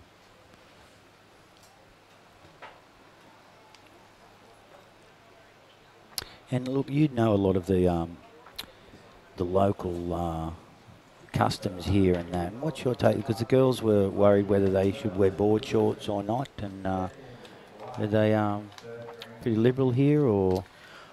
Look, I think, you know, because we're in a pretty contained area here, and Yeah. I think that's it's fine. It's They'll turn a normal. blind- It's normal attire They'll- anywhere in the world, but They'll turn a blind eye a little bit to it. for here, that's fine. But you probably, you know, if you're further afield or Yeah. you know in the more remote places, Or close to going in- villages, or going into town, that throw- sort of thing. Yeah, Cover up a little bit. you do need to respect the local ways. Yep. And Well, look, Australians, we're all for that. We love people coming to Australia and doing the Australian thing, don't we? So you'd be hypocritical if you didn't, you know, when you go somewhere, didn't follow their customs. exactly, Really? exactly. They're very tolerant people here, but you know there's limits with everything. Yep. And I think you know mostly people understand that. They most of the people that come here will generally ask about, well, you know, what you can do and Yep. what you can't do, and But that's good, isn't it? That's and that's the way to travel, really. It's sort of, you know, be educated yeah, on where you're going, and these days you can Google anything and see what's expected of you wherever you go. that's right. Yeah. All right. Okay, these girls are yet to get away, but yeah, it's just a great vision looking out there, and even the textures in the water. You can still see the few lumps out the back, so there's a bit of swell still out there. And do you ever get up the road there to the Sumatran pipeline? Occasionally, if it's Yeah. not too big. It's You have a boat, you can take that boat up there, can't you? You could. Here we go, Martino in red. She's battling way deep in the side here, and she's going to give it a bash. She's got the heavy back foot stance. Here we go. One whack. Another slice off the top. It's a nice opening wave for her. As we see the fisherman gliding along in the back with her. They're like Sinbad the sailor, aren't they, here? They're Yeah. great fishermen. Yeah. Still, you know, they're still pulling in massive sailfish and that by hand. It's, Are they? yeah. And they go straight on the barbie. Straight to market most of the time. Yeah. Make a few bob. Here we go. Laura. One of the girls who isn't supporting a ponytail. She's got the long flowing locks. And look, out wide. She nearly had a look. Martino in the red. Just trying to grab that extra one on the paddle out. We'll wait. And here we go. There's the young Kiwi. A lot of Kiwis here at the event. Looks like they've brought their whole New Zealand carve team here. A few of the carve teams from Australia and the Indonesian carve team. A Yep. few of them are here. Yeah. Yeah, but it's a much bigger comp this year. It is. And yeah, it's great to see the people from all over the world. Yeah, the great mix, and there's a lot of the Dahui riders here. They've had to have a meeting to coordinate their clothing wears for the day. They didn't want anyone doubling up and Okay. wearing the same T-shirt or board shorts, so Okay. they've coordinated that. It's also a fashion event, really, isn't it? Well, that's the the wheels that make it all move, isn't it? Well, it is. You've hit the nail on the head there, mate. And do you follow the WSL here? You get the Wi-Fi in and Yeah. have a few. Yep. For sure. Whenever there's a comp on, we'll have it on On the big screen. in the lounge there. Yeah, I Yeah. was watching the Margaret River the other day in there. Yep. And we've had pretty good internet here for a while, about 4 years or so. So it's great that we can just hook up and see all these events live. Yeah. Yeah, and we're in the middle of the jungle too. What would you say? How many hours can you make the airport in? Oh, look, on average 6 hours. 6 hours, yeah. On average, but could be 8. Yep, The fastest I've ever heard is about 4.25. Yeah, during the evening. Yep, I sort of did one of those trips one time with. He was on the horn the whole way. So, yeah, that's a record. I think I was involved in that. Okay, yeah. But, yeah, as you say, it's a long way from the airport, and they're actually developing the Krui airport now, aren't they? Yeah, that's right. The runways, the airport's been there for it's at least 6 years or so. For Cessnas and... That's right. They were running, I think Susi Air was running the Cessna Caravans, the 12-seaters there for about 2 years. And this year it's not running. There are plans to extend the runway to an handle upgrade. Yeah, to handle bigger planes, and those plans are on the drawing board. That's good. We'll, I suppose we'll just have to keep an eye on the place to see exactly when it happens. What happens? Yeah.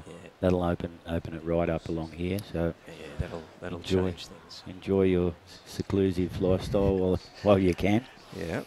Yes, it's certainly kept a nice vibe about the place. Yeah. It filters out people that aren't committed to that sort of long travel. Exactly, and brings all the like-minded surfers together. Yeah. And as you say, it's a bit of a family feel. A lot of the surfers have come with their mums and dads down here, and yeah, it's a real country vibe. The restaurant's a big eating hall. Everyone meets in there overnight time, and there's a few games of snooker going down, a few reggae bands, and it's slowly but steadily the facilities have improved over time. With a lot of places now have got air conditioning. Yeah. Well, we've got it here. Yeah. In the Club Croblicon. Oh, we're running live. Yeah. It's quite amazing when you think about it. These kids are really geniuses. I don't know. They've got plugs and cords running everywhere. There's cameras. There's you name it. I don't know how they keep track of what's going in, but they are. They're geniuses, you know. Yep. It's like a big bowl of spaghetti, isn't it? All those wires. It is. It's much like watching these Italian girls and mix it up out here. It's amazing. So we got Martino in red with priority at the moment as we get back to the nitty-gritty with 21 minutes remaining. Backside, here she is, using her priority and just getting caught behind that one. So she might rue that decision. As we see the young Kiwi Demuge.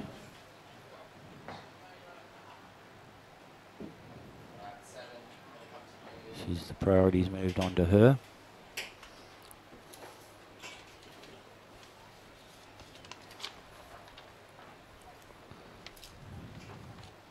They look like running the whole women's first round today, and then they'll reassess what's going on with the promise of bigger waves tomorrow. They're feeling like they're way ahead of schedule in our little window. That's good. Yeah. And so we might even sneak out for a little free surf ourselves a bit later. That'd be nice too. It would. Okay, it's looks like Tino's got priority there. She's going to shoot the Breeze. That's her middle name, Breeze. They call that onion here, don't they? Onion, yeah. Muscle onion. Into the Breeze. Here she goes. She's being dragged down the point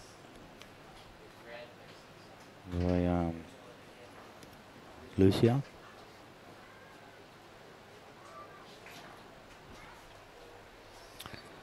I think she's the first Spanish girl to enter the water here. There's a couple of the Spanish here. couldn't they make a good paella here? Eh? Yeah. Plenty of seafood. Oh, Here we go. Here's Breeze. Breezing through that one.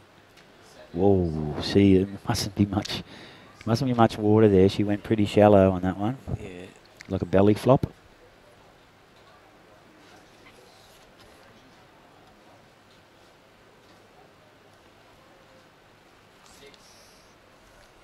Much like the New Zealand diving team at the Commonwealth Games. It was a bit of a flop there. Oh, yeah, I missed it. I've missed the Commonwealth Games. Yeah, well, so did I. So I was only joking, but yeah, they're not real big, the Commonwealth Games in Indonesia, assuming they're not a part of the Commonwealth. Correct. But they do televise it in the odd sports bar there in Kuta and Legian. Yeah. Did catch up with the rugby sevens, the ladies rugby sevens. Yeah, I heard It's New quite Zealand exciting. pipped the Aussies in that. Did they? Yeah. I thought Canada were a rough chance there. Really? Yeah, they played pretty well and squashed those South Africans, Ah. Springboks. So yeah, they run right over the top of them. But as you say, that's the changing facets of sports. You know, here we have someone from Spain winning the heat here with a Kiwi and running in second. So poor old Aussies, a bit of cannon fodder of late. Yes. But we don't want to mention that too much. No, we won't harp on that, but Particularly with the cricket. yeah, well, it's a little bit of karma, isn't it? It's sort of. Yeah. That's.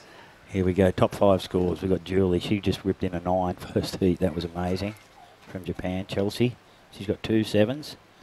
Brittany, Penrosa, the young Hawaiian. She's got a 5.7. And here we go in this heat. Martino from Spain. So she's got a stranglehold on this heat in wonderful Indonesia. And what would be the main source of employment here in this region? Well, the areas, I think the main incomes are primarily agriculture and fishing. Yep. I think tourism's it's less than probably 15% of the income for the area. It's only a small percentage, isn't it? That's right, and it's a very rich area, both agriculturally and. Yeah. And they used to say it's pretty hard to get some vegetables down here in Sumatra, but you seem to have a bunch of veggies there in the kitchen. Yeah, with the developing tourism here, there's now you can pretty much get most things most of the time. Certain seasonal fruits you might miss out on, but you don't have to go too far down the road. They've got market gardens sort of opened up. So they're growing a lot bigger variety of foods now.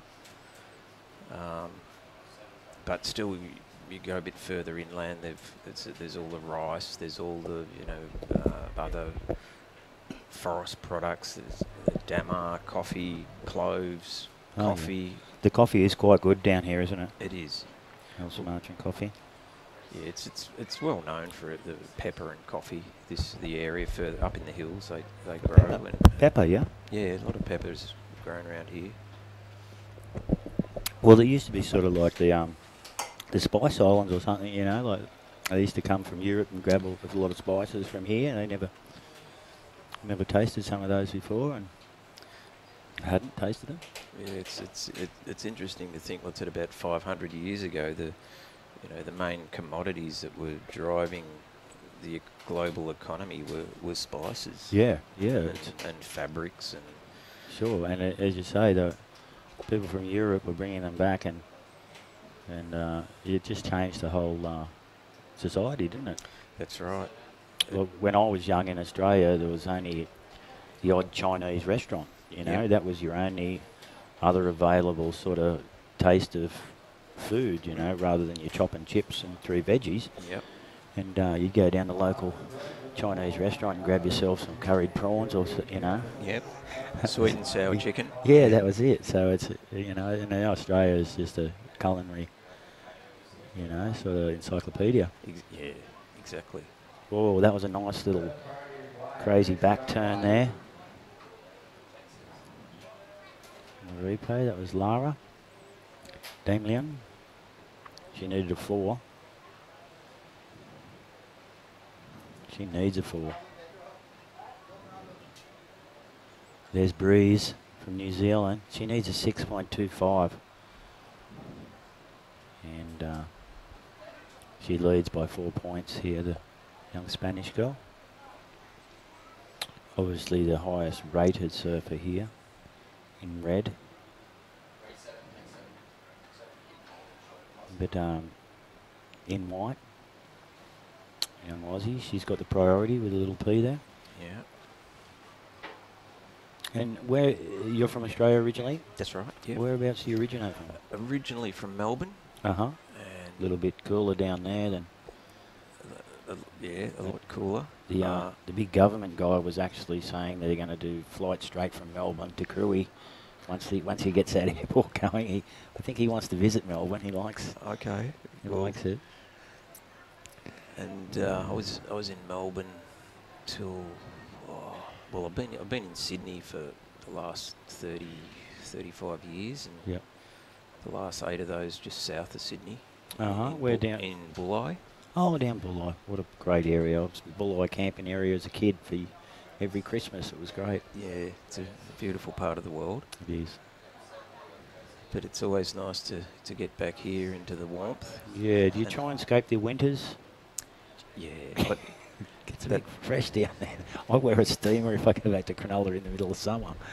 yeah, well, I need to get a new pair of booties and a hood. Yes. The boys used to laugh at me walking around with the booties and gloves in December. Still got a few cold currents there. Yeah. Okay, we've got just over 12 minutes to go. Heat 4. So we're in the halfway mark of the first round of the women's. And a couple of these girls, when the surf was big, they were really plugging in, weren't they? And they were hooking into it. That's right. Everyone was out there just Yeah. going for it. And they weren't scared of the boys. They were paddling inside them. They were paddling around them. Yeah, they're definitely not shy. No. Or as Maloo, as they say here. We see it's we see there's a need for priority, and Damien, she needs a 4 because being three-man heat, there's only 2 progress, so 1 dips out. There's only one disappointed surfer from this heat. She only needs that 4, and the 6.25 need, that's to get into first place. So she won't be too disappointed if she doesn't get that, as long as the young Aussie girl doesn't get the 4. Yeah. And they're all being pretty patient, just waiting there.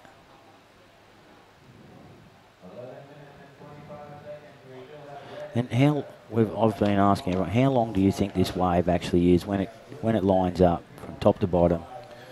How long do you think this wave would be? Well, we've actually had a couple of guys that wear those To watch, yeah. the new watches that you know measure it through the GPS, and Yeah. I think 360 metres was one, As mentioned. and you know that wasn't from right off the top. Yeah. So I'd say you're probably looking at 400 metres Is a reasonable for the maximum length ride. Yeah. So it's a pretty long wave, isn't it, when it lines up? Oh, You get very. one. Yeah, we regularly get people saying, "Well, that was the longest. I've just had the longest Wave wave of my life. life." Oh well, Yeah, isn't that and good? it's fantastic. Yeah. And then you can get on Google Earth and get them, little Get- measuring tape out. You and, can, yeah. and from up top of the point down to the The end. last one, because there is another actual section way down, isn't there? That's right. And if that links up, well, then you've got another 100 metres on it. Yeah. So you're talking like half a mile if you're lucky and you get the right wave. Yeah. Here we go. Here's the priority user. Here she goes. She's off the bottom. First stage cut back. second stage cutback. That's right in. Dips the hair into the. Oh yeah, just goes for a little bit of conditioner on the hair. Okay, here's the breeze. So on a few little zigzag tic-tacs there. It goes for the bit bigger turn. She'll try and get round this section. It's hard to get round some of those sections when it's chomping at your ankles, isn't it? That's right. Here we go. Current leader, Martino. Young Spanish girl in red. Comes to grief. We didn't see exactly the start of that wave, I don't think, so that whether this she needed a 4 to get into second, but I'm pretty sure Breeze will increase her score, making it a bit more difficult. Here she goes. They're going to replay this.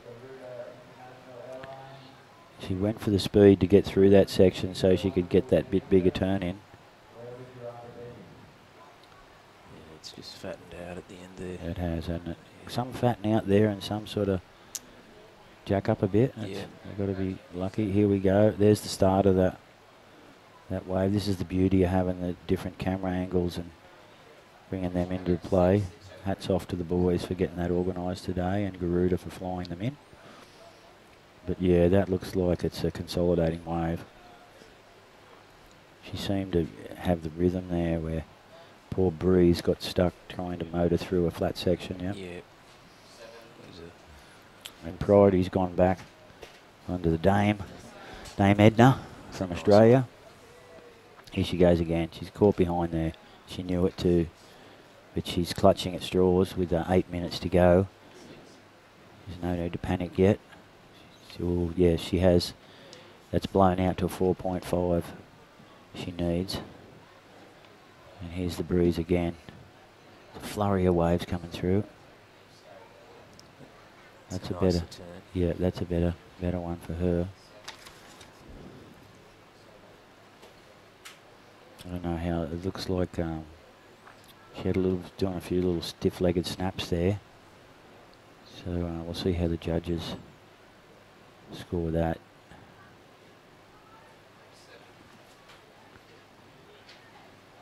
Well, there was a little bit of bend in those legs.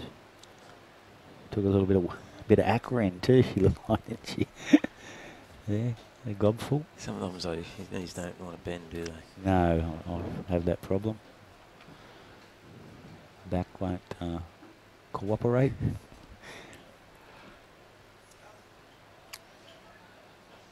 Yeah, most of these surfers, they're all doing yoga and whatnot nowadays. Yeah, they're on a full program now. fitness program That we sort of can't conceive. I noticed you in there sort of doing a few bicep build-up exercises with a bintang here and there. That's probably the main exercise we get in the afternoons and evenings. Yeah, you don't want to sort of blow out too much here. Yeah, it's all about the reps, isn't it? It is. You look like a tennis player, actually. The right arm looks pretty fit. I played a bit of tennis in my younger days. Did you? Yeah. Oh, there you go. Nothing. I played Gary Green once, and until he spewed. I felt sorry for him. I had to let him win, because he loves winning, Gary Green. Yeah. A big shout out to Gaz if he's watching. Haven't seen him for a while. Cohort from Cronulla. He loves his surf, and he'd be watching all the WSL events, and he'd be probably one of the best commentators you'd ever get, Gaz. Yeah, he's got insights that people just wouldn't see the angles he's coming from, you know. Yeah. So, that's another man that could be spotted and hunted for a WSL gig alongside him and Barton Lynch. They'd be great, you know. Yeah, Two different ends of the spectrum, you know. And you've got the natural gift of the gab. Yeah. And look, Gary Green was one of the most naturally gifted surfers I've ever seen. And I've been around the world just checking everyone out, and he was a freak. Guys like, big wave surfers from Hawaii, if they find out I'm from Cronulla, they'll always ask me, "Oh, do you know Gary Green?" You know. you know, just all the legends, they look up to Gaz for some reason. He's totally oblivious to it. Yeah. He's like, oh, I don't even know him, you know. And I was like, well, they know you, mate. So, yeah, I'd like to see the second coming of Gary Green. I'm sure the Willie Webbers and that would appreciate his commentary. Yeah. He's still out and about around the world surfing, is he? Gaz, no, unfortunately, he hasn't got a passport. Last thing I knew, he's got a few young kids there in Cronulla, and he's just quite happily playing the father game and working in surf shops and doing all his stuff. He's still a committed surfer. He sneaks up the green hills there when no one's watching, and he is still ripping. He's still ripping. He's just that natural ability shines through.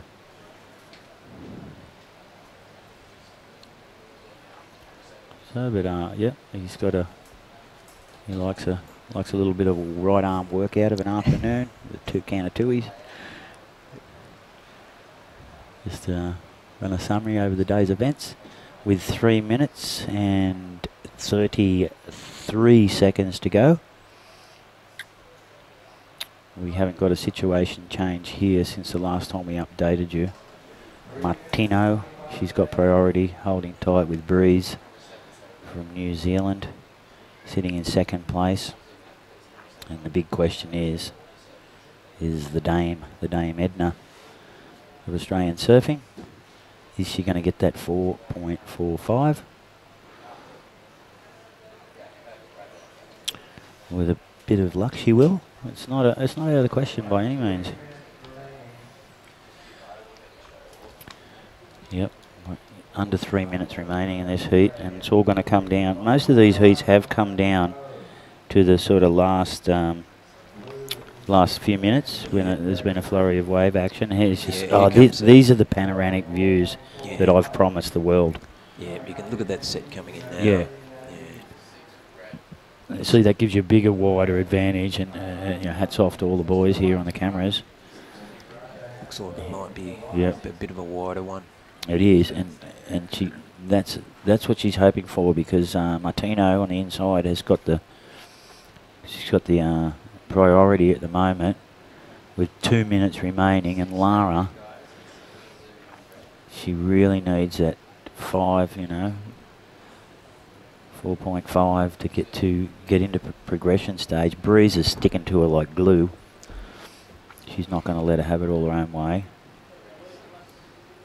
And she's got the second priority. So if you notice, she's surfing smart. She's sitting on the outside of her shoulder. So if Lara goes for a wave, she's just going to drop in on her using the priority. Yeah. So that's as we get back to intelligent surfers, Breeze is certainly using a brain. Yeah. That set looked like it swung a bit wide there. Yeah. They're all sitting on the inside. As we see the Bondi Rescue boys out the back. Sumatran version. Yeah, they've got a full presence here at the moment. Yep. There's not a... That's what I love about the Indonesian contest. Different. We'll set up a contest in Australia and just run our own race. But here we've got help from the Army, the Navy, the Bondi Rescue boys, you name it. And we've got the police here walking around having fun. They've got the massage tent. They've got the first aid. It's everyone just kicks in and lends a hand. Yeah, they're throwing everything they've got at it to... Yeah, and that makes for a really great event. Yep. Yeah. And look, America do that too. You go to the football there, they'll have the Army, the Navy, the marching girls, you know. Yeah. It's a full day event, and that's what I like about Indo. It's even their board riders comp are usually bigger than a Pro-Am event in Australia. Yeah. Yeah, they're right behind it. Yeah, and they're great at like copying things, like, you know, their tattoo artists are great. Their bands can usually play a cover version better than the original band. Uh-oh. Okay, we're counting this down. Okay, that stands the breeze through that heat. Martino, the Spanish girl, she lays down a pretty solid score, and poor old Dame Edna. Did the Dame Edna, poor old Lauren. Okay, here we go. Now this is a heat that I've looked forward to for a couple of days. It's got it says Juhinta Hansel there, but everyone knows her as Chinta Hansel, Love Hansel. First name is Love, translated Chinta, and Kalani Johnson. These are the Indonesian girls in this heat. Yeah. We got Bailey from Hawaii. She's going to try and put a spanner in the works here, because the top-ranked Indonesian girl going into the CT event gets a wild card in. So that's where we've got the contest inside the contest here. Yeah. And Chinta, we're a part of the Bruce Hansel team. We're riding the Bruce Hansel board. Bruce is a good friend of mine. Yeah. And we're on the carve team there with Hayden Neal. So she's a sister act. And Bruce can't always travel with her. He's shaping a ton of shampoo shooter boards, my personalised model over there at the moment.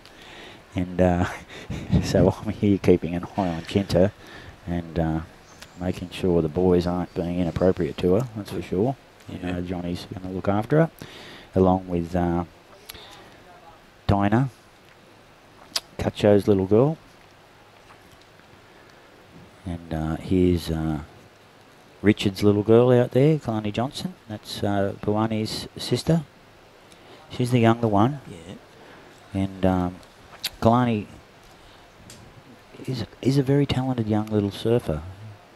I've seen her get the better of her older sister occasionally, and have the rights to the remote on the TV at home for the month. So it's another little battle in the battle. Yes. With those two sisters. Right. And they'll team up sometimes in a heat against the other Balinese girls. So they know their tactics, and they're lovely girls out of the water, but they are monsters in the water. They'll monster you if they can. Yeah, although I was out having a surf with them a few days just before the event. Yep. Yeah, there was no... there was no leeway for you? No, not at all.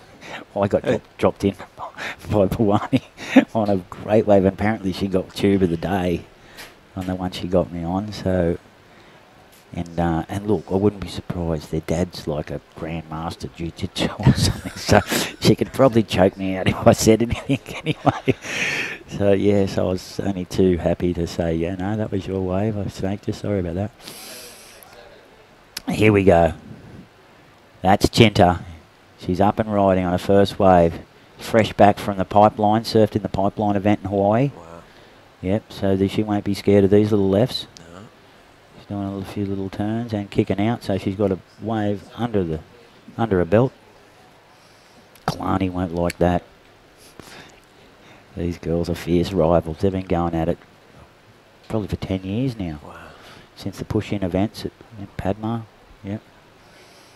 It's amazing just seeing how young the kids start these days. Yeah.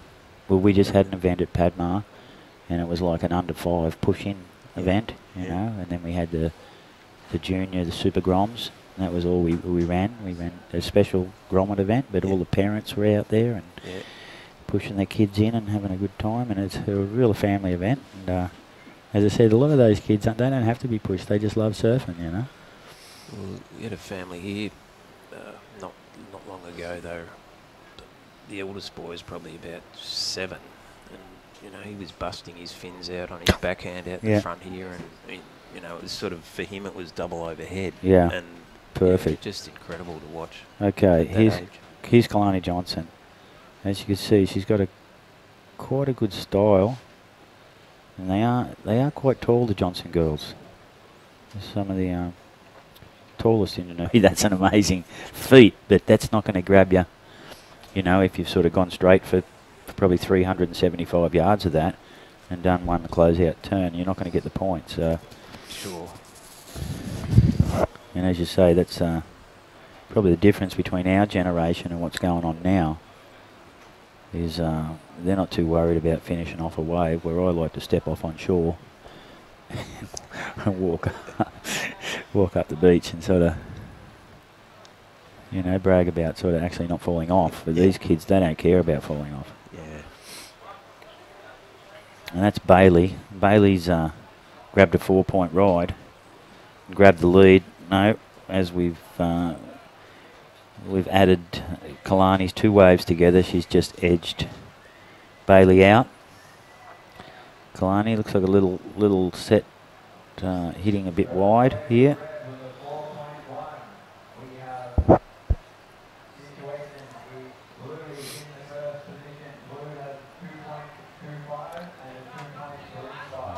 Okay, here she is. Here's Kalani. She's up and riding. Will Chinta drop in on her? I think she's got priority down the line. This is a faster type wave. Yeah, that's a great wave. That's a good turn too. It's linking up. Yep. She did the cut back there and risked it, so she's got a foam bounce to get through. She has. She's going to look for a little bit more action here. It's sort of, it's like a phantom builds up sometimes there. It's sort of Yep. fattens out. That's put priority onto Bailey. Chinta might have, not sure if she grabbed a wave while we were focusing on Kalani, or else she might have even paddled for one and had priority taken off her. A lot of Hawaiians this year actually qualified for the World Tour. Yeah, we've got back to the replay for Chinta. And, she's only got the 1 turn and incompleted it really, so that's not going to do too much damage to the scoreboard. She only needs a 1.35. She copped a 1.1. So she'll be disappointed at that. Probably if she rode out of that, she might have scraped through. But she might have scraped her fins on the reef as well and taken herself out for the rest of the heat. It looks like she's paddling wide with the set approaching. Sometimes you can be lucky on the paddle out and get that wide one that doesn't peak on the inside. Yeah.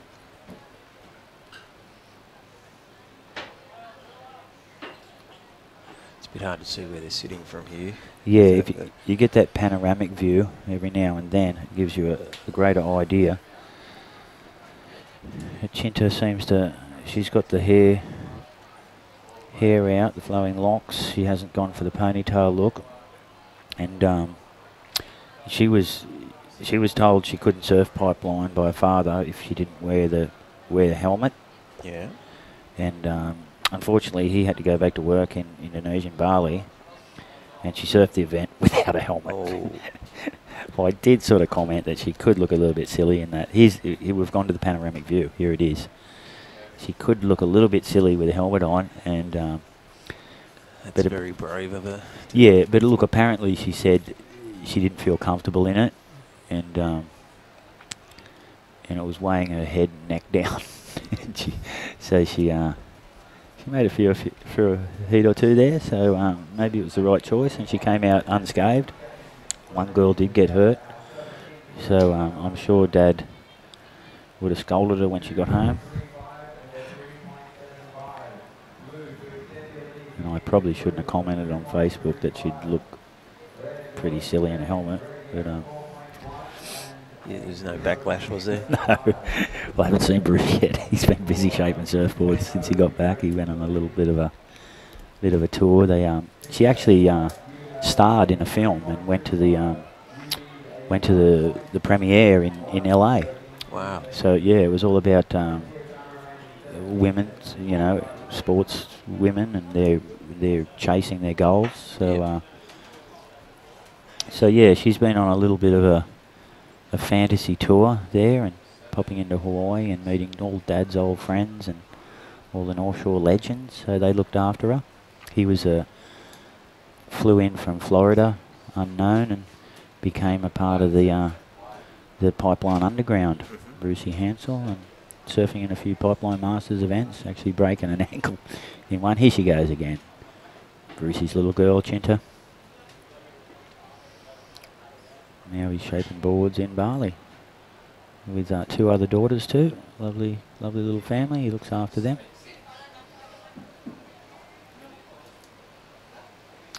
Okay, Kalani's still hanging on to the lead here.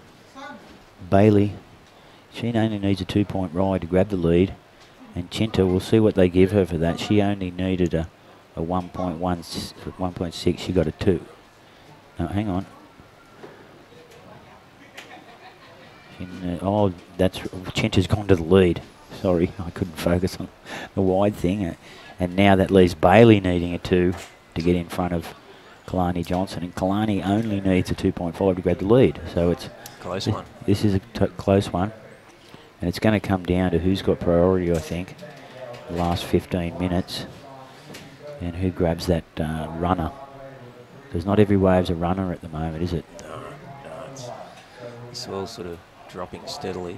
Yeah, with the low tide, it does drop a little bit, and it jacks on the incoming tide. Yeah. Yeah, you'll generally get a push once the tide turns. Yeah, right on dark last night with that tide coming in, it was consistent, and that all the free surfers grabbed a bunch of waves. Okay, Bailey won't be too happy with her situation here, but she won't be too worried. I'm pretty sure she can get a 2. Kalani Johnson, she did get that long wave, and they only really gave it a 3.75. I thought that. So they've deemed that she wasn't right in the critical part of the wave.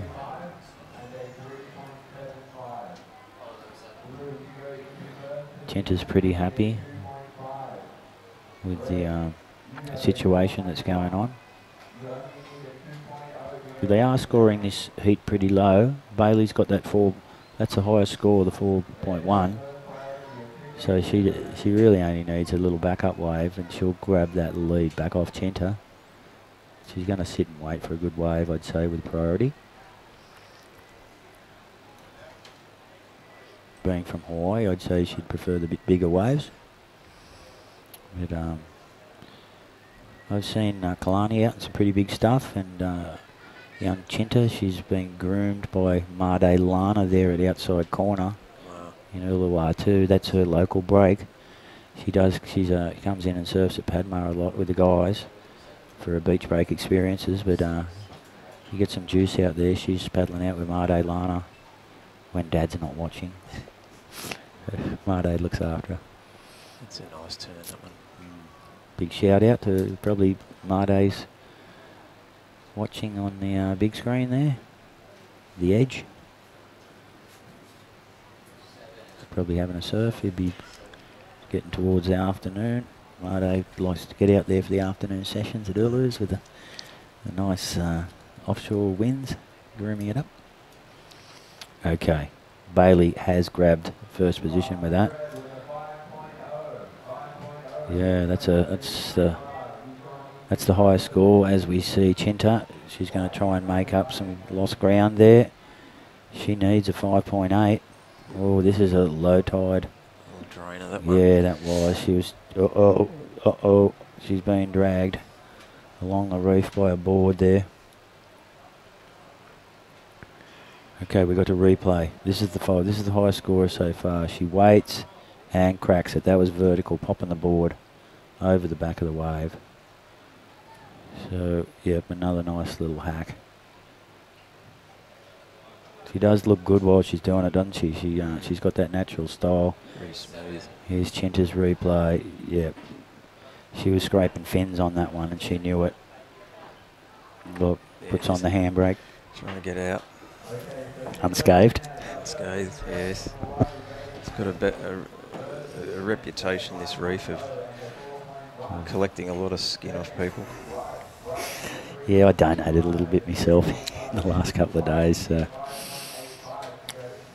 Bailey Nagy, yep, she's consolidated. Look, that's good surfing, really.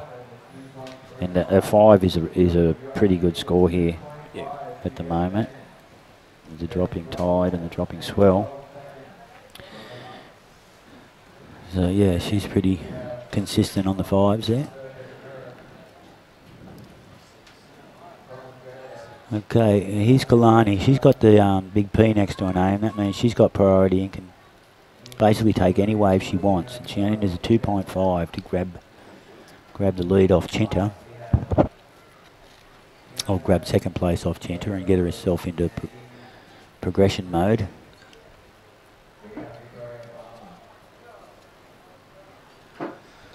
Still plenty of time. Oh, there's heaps of time, yep. Over 11 minutes.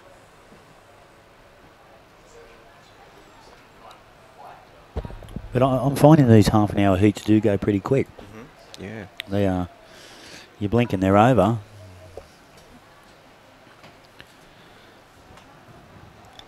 But all the same, there's going to be one disappointed little lady after this heat. And as you say, at the moment, Chinta Hansel has got the upper hand on Kalani Johnson, the 2 Indonesian girls, who are fighting it out for that CT spot. A win here or a finals place, it'll give them plenty of points and put them in a... Because I'm not sure how many contests there are between... There wouldn't be many between the CT event and now. So this will be an important result for them. I'll check that out a bit later and see what other events they can compete in to accumulate some points. I'm sure they'll all be going to them. We're yet to see Tyner, the young goofy footer. See Enriquez. So she's a great little surfer. She's on the Rip Curl team and under the wing of Garut here. So she'll be a force to be reckoned with. I'm impressed with this young Hawaiian girl. She's surfing very good. Oh, hope I haven't jinxed her there. It's definitely those smaller ones, the risky ones. They're the ones you're going to end up beached, like a beach whale. As the tides are dropping, your selection becomes a lot more important along that section. Here we go. This looks like one of the better waves. Yeah, call this how you see it. Oh yeah, this is going to, looks like she'll be able to run that right through on this one. A couple of nice turns there. Interesting to see what happens down, whether she can get another turn in. Yeah. I think she's gonna. Yeah. And get a little whack off the end here, maybe. No, that was a good wave, that one. Yep. Oh, Bailey, that was probably turn of the heat so far, that one. So she's going to increase her lead with this no matter what happens. Oh yeah. Yeah. That's probably the best wave of the heat, that one. Yeah. Here's Chinta. Oh no. Comes unstuck. There's still more waves coming. If she can pick up a purse and run with this, she might be able to get another wave out of it. Well, that was a great wave that Chinta sort of blew a little bit there. There was potential for points. But yeah, I'm thinking Bailey's going to increase her lead on that one. Some of the guys would have been proud of that sort of medley of turns. There was no bog. There was, they were just, they flowed into each other, didn't they? Definitely, nice and tight. Yeah, and that's what the judges are looking for upstairs. Here we go. She waited for it, and bang! That was a fountain over the back, wasn't it? Yep. Just pops that one, bounced off the lift, and that one was... Got the fins out almost on that one. She did, yeah. That rolled right round.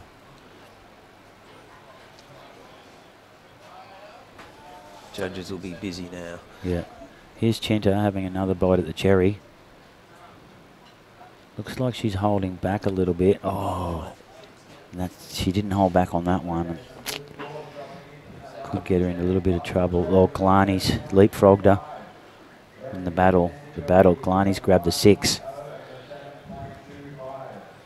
Wow, that's what we would have thought. That Those 3 really, really good turns on that last one.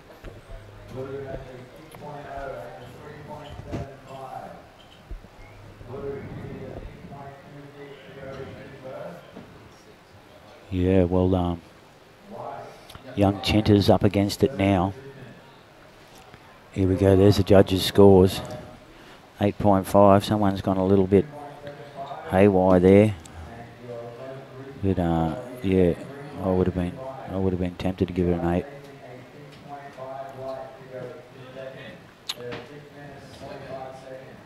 Okay, and here we go again. Kalani looking to put the nail in Chinta's coffin here. He's getting that first turn in. It's a nice little snap, the first one. But, may not be enough for... Yeah, it won't get her into first position, I don't think. But and it might give Chinta the second priority. So we'll see whether that was a smart decision in the coming minutes. She probably could have waylaid that second turn and gone on to a little bit more open face. So she needs, what, a 3.8 or to get into second, was it? Or No, she needs the 6 point. Well, Chinta needs, now she's blown out to a 6.55. That's nearly a 7-point ride Chinta needs. Yeah. If she can put 2 waves together, she can knock that down a bit.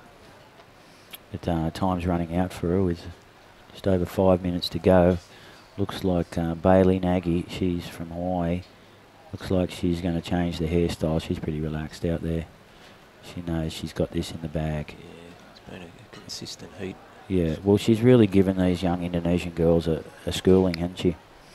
And said, you know, if you want to come and compete on a world level, you're going to have to pick up your purses and run with them in stilettos for training or something. I don't know, but yeah, you've really she's doing man turns.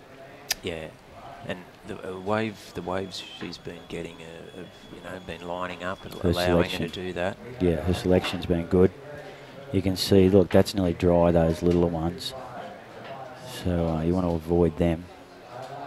Yeah, they need perhaps a little wider set, hang a bit further down. They might get one that runs. Yep. And has any competitors come to you and picked your brain to see what you think about this, being the head honcho here? No. I think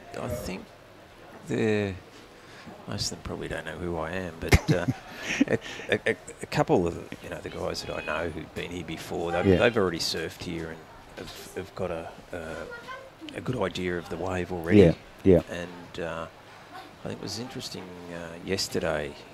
It was the long rides that were getting the scores. Spot makan di sini? Bisa. Makan di sini? Oh, tidak. All right, we've just had lunch brought in. I Yeah. wish we could show this to the camera. It's It's looking a good, feast. smelling good, isn't it? Feast, yeah. What's the delicacy for today? What is that? Well, we've got some Chicken. fritters. Veggies and rice. Oh, beautiful. Okay, it looks like Chinta really needs a miracle here with 3 minutes 30 to go. Still a beautiful blue ocean out there. Corduroy. To me, she's been the star of this heat, Bailey Nagy. She's controlled it from the opening minute. Scores have just kept getting higher.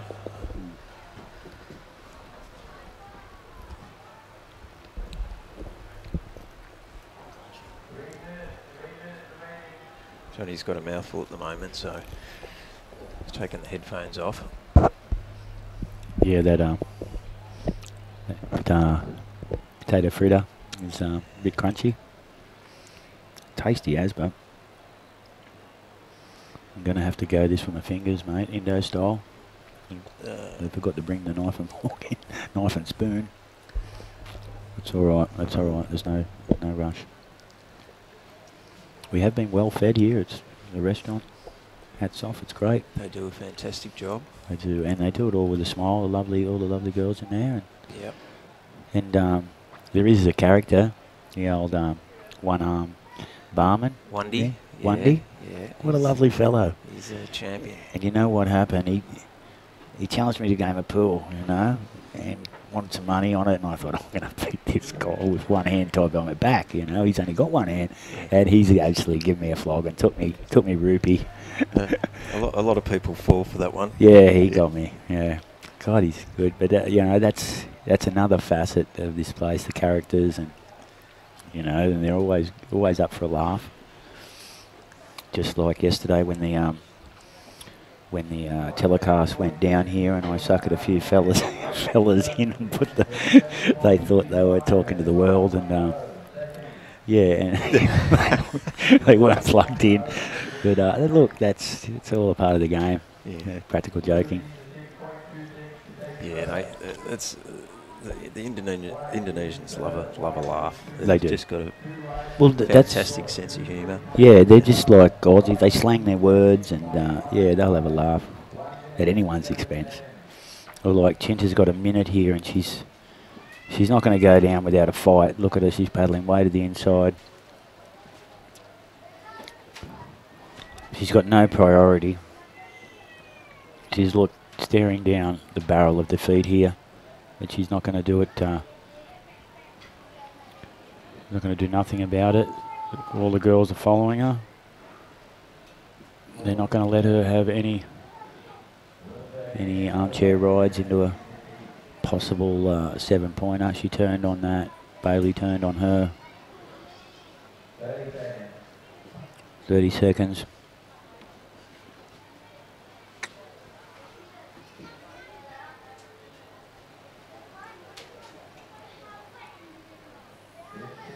I know she'll be disappointed. I know she really wants that CT spot.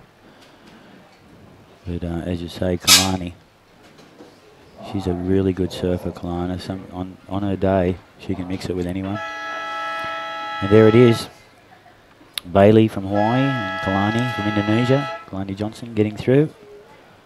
For Chinta, Love Hansel, relegated to the bench. Oh, it's nearly an automatic start here, right? And who we got? Well, we got little Tyner, Enriquez. So this will be going live to Cacho's Mexican restaurant in Jimbaran. His daughter's up. She is in white. We got in red, we got Tania, Omira from Australia, Sarah Wakita from Japan, Tyner from Indonesia, and we got Victoria Farmer from Australia.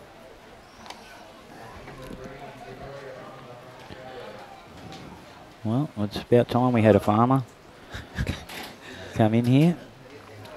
Looks like we got a few of the here they are, the Indonesian officials again coming in for a little look in the at the technology we're supplying. Tippy's giving them a show through. Yeah, okay.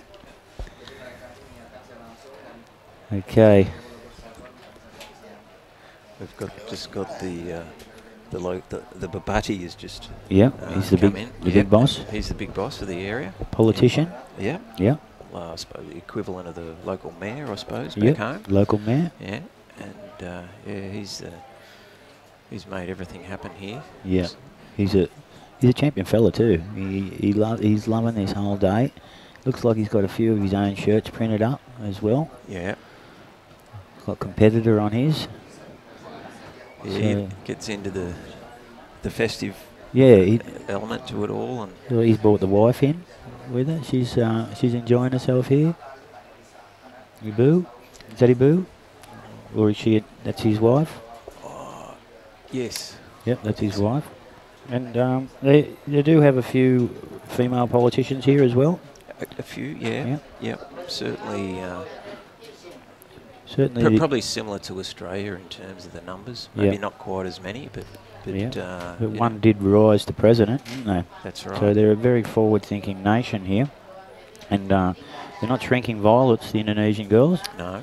No, and they a lot of A lot of the people are naive in Australia, thinking just because they're wearing a hoodie or something, you know, that they're not going to voice their opinion or throw their weight round, but they do. Don't worry. That's right. Yep. We probably wouldn't be the mayor here if it wasn't for her. So yeah, he's giving her a tour around. Yeah, they're interested to see how it all works. It's a new, it's a brand new thing for them. The surfing here. Yeah. And seeing all the, how the events are run, and they're really keen to help any way they can and learn from it. And keep it all going. Keep it all going. As we see Tyner she got a long little run off the bat there. She's already got a one, so she's in front. That'll give her a little combo. That was a long ride, that one. It was, and it was a shallow wave, so yeah, couldn't do too much on it without risking some sort of injury. As we see in red, Mira making a push for this wave at the back. That's Wakita in the blue. Oh, a nice big turn. There's that section. Yeah, that one. They always go for that first move and miss that one. Here we go. That's a solid wave. Nice wide stance. Cutting back. Oh, right in front of a fella competitor there. Just going to wall up. She might be able to, be able to get a nice turn. Another couple in. She's made mincemeat of this wave, really. Oh. Yeah, that was a nice long one. Got a few turns in. Yep. See if they'll penalise her for the last minute fall off. That was a good whack. Fin slasher. Yeah, another one. 3.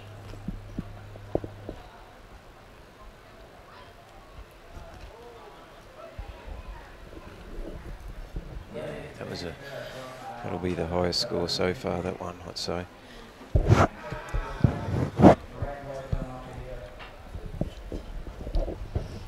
Well, that was the farmer. He certainly dug deep and did a crop of turns in there. Green, that'll boost her up. We got Tyner currently in first before a few scores drop here. She's got a 3.5 total. That's not gonna do too much damage at the end of the day. Here we go.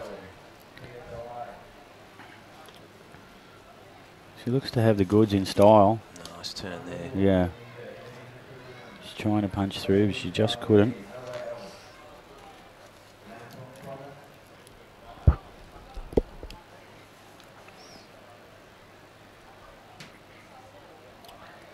Yeah, she looks quite impressive, Sarah, the Japanese competitor. That was a second wave too. Yep. That'll probably be a good scoring on that one. It will. That'll boost her right up. That's well. There we go. The first wave there for Tania O'Meara. She's whacked in an 8. Victoria Farmer. Well, I told you she did a whole bunch of turns. Yeah. Yep. She went bananas on that wave, really.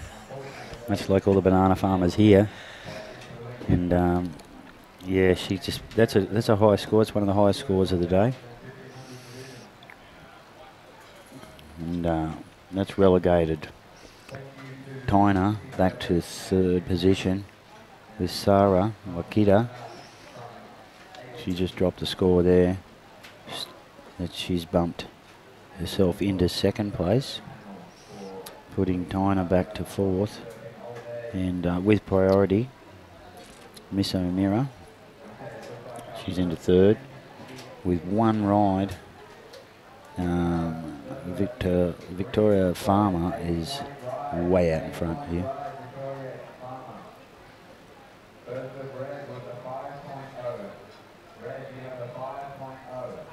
Yeah, well, that's a respectable score with only one ride. Yeah. Tyner's taken the smaller waves. The the two high-scoring waves there, they were both the larger waves. Yeah, that peeled off and Yeah, and they allowed you to do a few turns. You're really scratching at those littler ones, trying to negotiate the sort of chop from the low tide. And once you get up into the lip, once you drop back down, there's a few bumps, speed bumps there, slowing you up. And yeah, it's I think that it's length of wave really. I think here to which allows that turn, Yeah. those few turns. Yeah.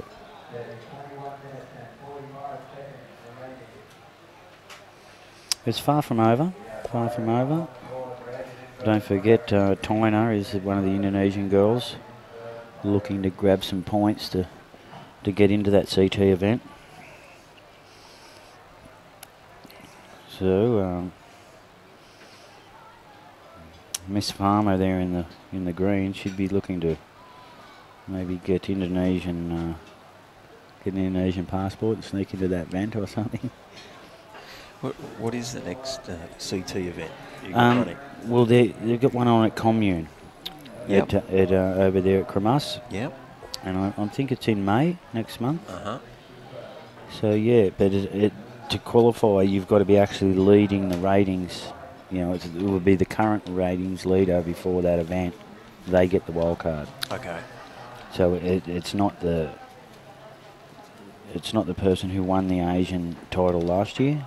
There was an Asian surfing tour winner, but she won't be getting the start. She'll be. They'll be waiting till you know, the event and the current leader there. They'll get that much needed wild card. So. And as I said, I'll be checking up before this women's competition's over. I'll be letting everyone know the criteria and what we got to come, and they'll probably follow it. That was a big turn. That one not getting right through to the open face. And if you have a look at the expansive, long panoramic vision, that wave did run off down. So they're all pushing each other way on the inside. You could see the white buoy out there before they were sitting in front of it. They're going even further inside. So Yeah, I think we saw yesterday in the men's, a couple of them were actually just sitting halfway down and Yep. managed to pick off a couple that ran, and that, I think a couple of times that got them through. yep. Could be a bit of a fallacy to keep pushing up the point today. It is. It's only maybe the leader will like pushing them up there. So she's out in front with one wave. She only needs a little backup score to put these guys into combo, really.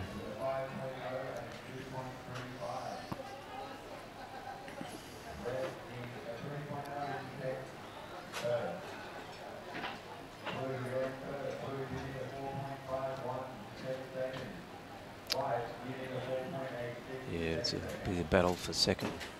It is at the moment, isn't it? Yeah. And I'm pretty sure that young Victoria Farmer is having a little chuckle to herself about that first 8-point ride. She's really going to guarantee her a place in the second round.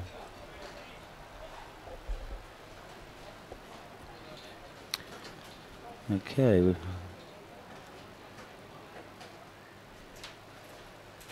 Out of screen. Who we've got out of screen? It's Miss O'Meara. She must be paddling back up from the point. Tina's really got to be patient here. There's 18 minutes to go. And from an Indonesian standpoint, she needs to get a decent size wave, not turn and take one of these smaller ones. She's got second priority, so if the priority holder here, she's going, so she's got to pounce through there. That was a great effort. She nearly got through, but once you get caught, oh, it's very hard to get out of it. We see Samira come into sight.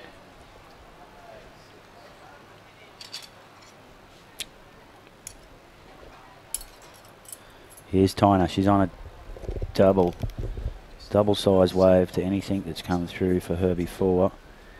Here she needs to do some turns on it. Like a cut back in. Another cut back and stumbles. I can hear a few gasps from outside from the local Indonesians who are getting right behind her. This is a nice wave, this one. It is.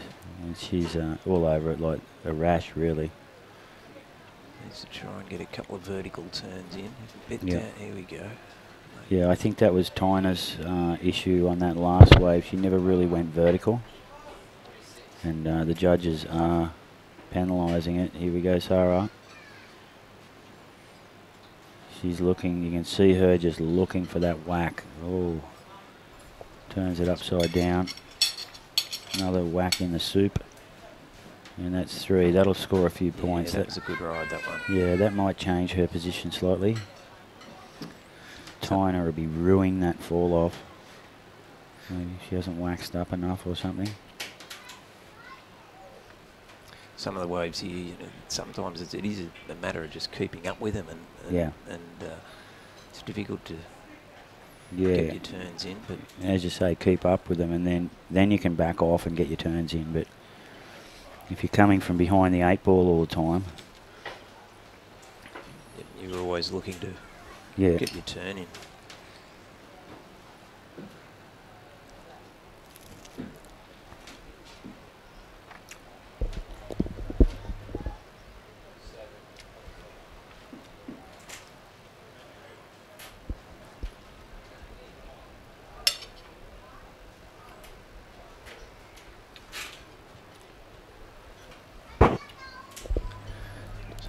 So you get a break at some point during the day, or do they keep you locked in here?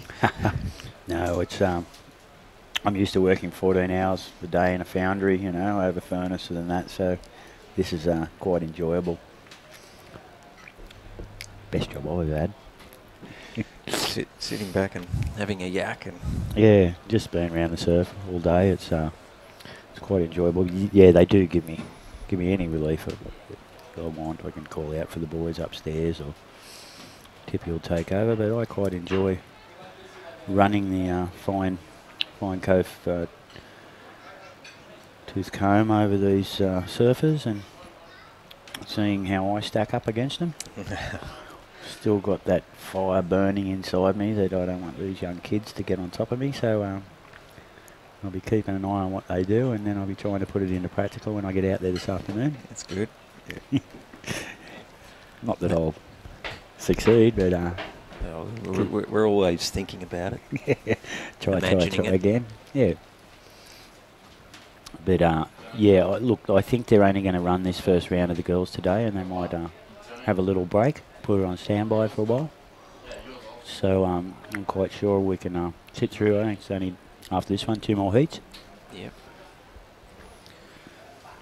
And yeah, could be in for with a bit of luck a good day tomorrow if the swell Yeah. picks up a little bit. Well, I'm sure you told me earlier the frequency increases as it goes to The period picks up. period. Yeah. I think it's maybe about 13 today. It picks up to about 16. And that's when it starts to get good. Really, you get a bit of power in it. Yep. Yeah, if the height's staying about the same, so it'll just be interesting to actually see what happens when you get an increase in height and period. You're definitely getting an increase in size, but it's you know, the swells are coming from a long way away, and they're all a bit different. Would this be the swell that was in Western Australia for the Margies contest and that? Would that be coming up here? Would it make it that far? They do make it this far, and a lot of them are the same ones. So as I said, the 2 Aussie girls sitting pretty in the red and the blue, respectively, Ellie Francis and Elise Cooper. And you see in the green there on May, she's the French woman, and Nala Lee from Korea. And Nala has got a nice little backhand attack. I've seen her pull into some nice little heavy bowl sections there at Echo Beach. Yeah, that's far away now. She's here in the jungle. She's in the rumble in the jungle at the moment. Yeah, we're certainly still in the jungle here. Yep. And these girls are certainly rumbling for positions, aren't they? It's been cutthroat. Tell me, I was been asked a few times, you know, when you're starting at a heat, how's the priority worked out? Okay, now, ad break. We're going to come in and send some ads your way, and we'll answer that question soon.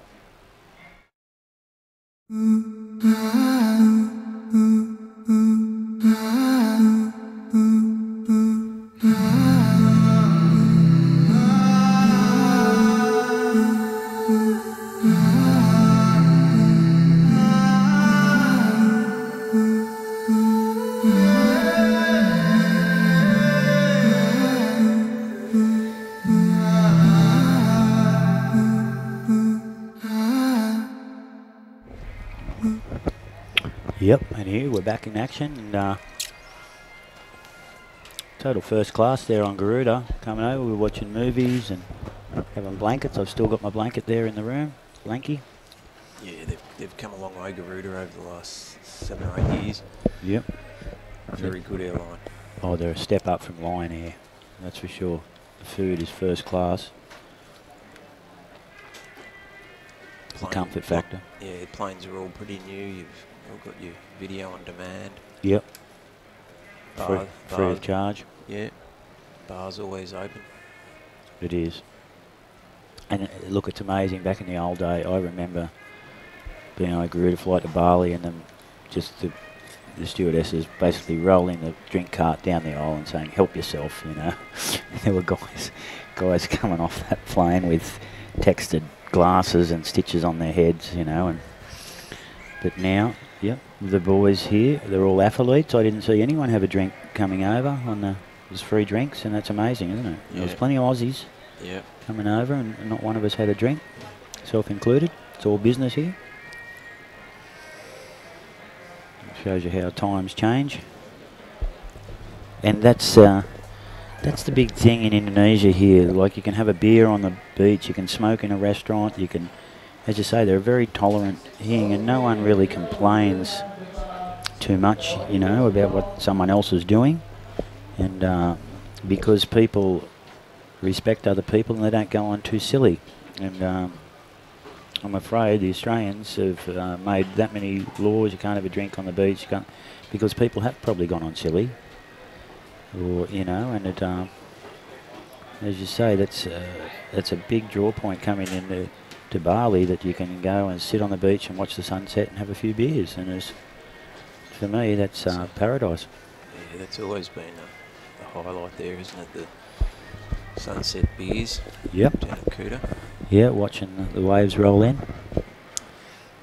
watching the river flow. Now, you were going to explain to me how the Yes. priority works at the very beginning of an event, of a heat. Yeah, well, look, the way I saw it, there is no priority here now. So it's basically who gets the first wave. Yeah, okay. And I have seen, well, I have seen the first surfer who catches the wave will paddle, if they paddle back out, I'm pretty sure they're fourth priority. So the others will be allowed to get a wave first, and that's when everyone's had a wave, that's when it starts. So maybe... Oh, I get it, yeah. And look, don't quote me on that. I'll go to the judges, and but I'd say that surfer that gets the first wave, if they can sort of paddle back out first, there's a bit of, that's why you see a few paddle battles. Sometimes, you know, someone might flick off, see that first surfer who's had a long wave, they'll flick off before them and try and beat them back, and that way they'll get the priority when they get to the priority zone. So it's really, at the moment, who's inside or who wants to take the wave? That's it, yeah. It's a bit of a, as you say, it's a lucky dip for that first session, and sometimes it is a good thing if you can scrape even a a not so good wave. There we see Victoria Farmer's 8-point ride, second highest of the day. If you can get that first wave, it can pay dividends in the priority stakes. Yep. I think we saw that yesterday with, I think it was Blake Thornton. Yep. Paddled out and he was just hanging a bit further down and a bomb came through and He grabbed it. grabbed it. And then, as you say, if he paddled back out for the boys, he grabbed the priority as well. I did have that happen once at the Bingham contest, the Bingham Open, up against Rizal, but I didn't have the heart to use the priority on Rizal. And of course he won, you know, and then Gobleg ran over the top of me, you know. And of course Steamy over there. So yeah, so as you say, you can use it to your advantage, and I just haven't got that killer instinct to surf like that. That's why I'm commentating.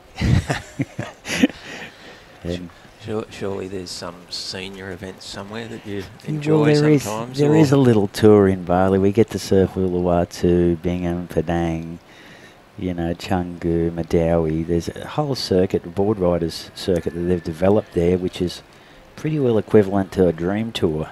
So, yeah, it is I am sort of in a lucky position being that the captain of Padmar, Winchester, as many people would know, he doesn't travel out of Padmar too often, so I get his little spot there in the Masters.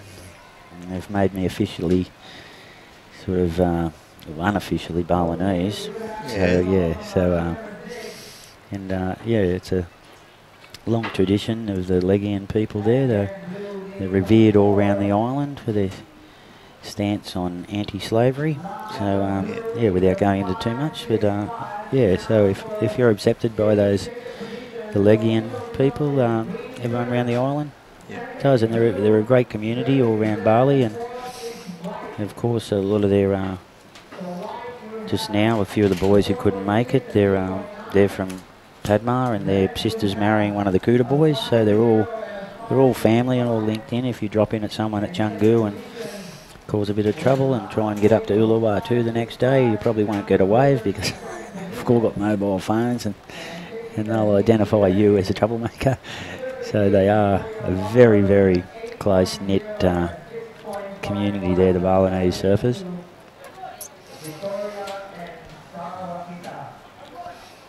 And yeah, I feel very blessed to have a little niche in that community, and I'll even go as far as dropping in on the zombie killer, you know, on the when I can. But of course he'll drop in on me. 10 to 1, but yeah, I have fond memories of Padma and the banks there. Now the wind's changed, they're coming back. Are they? There's a good little right-hander there. Yeah. And sometimes you get some quality waves there, and no one really likes to surf before 10 o'clock in the morning there. Yeah. So you can go out and get some waves yourself. And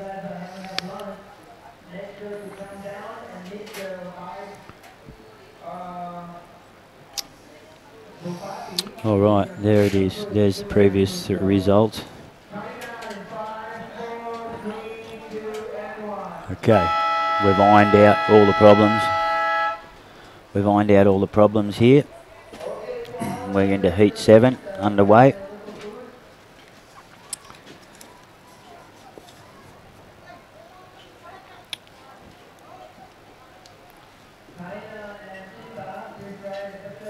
Here we go with Ellie Francis.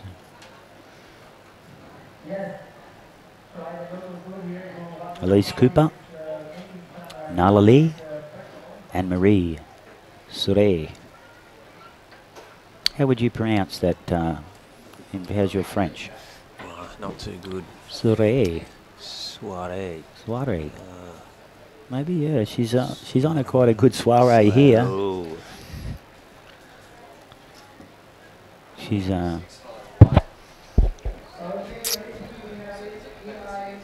quite outspoken.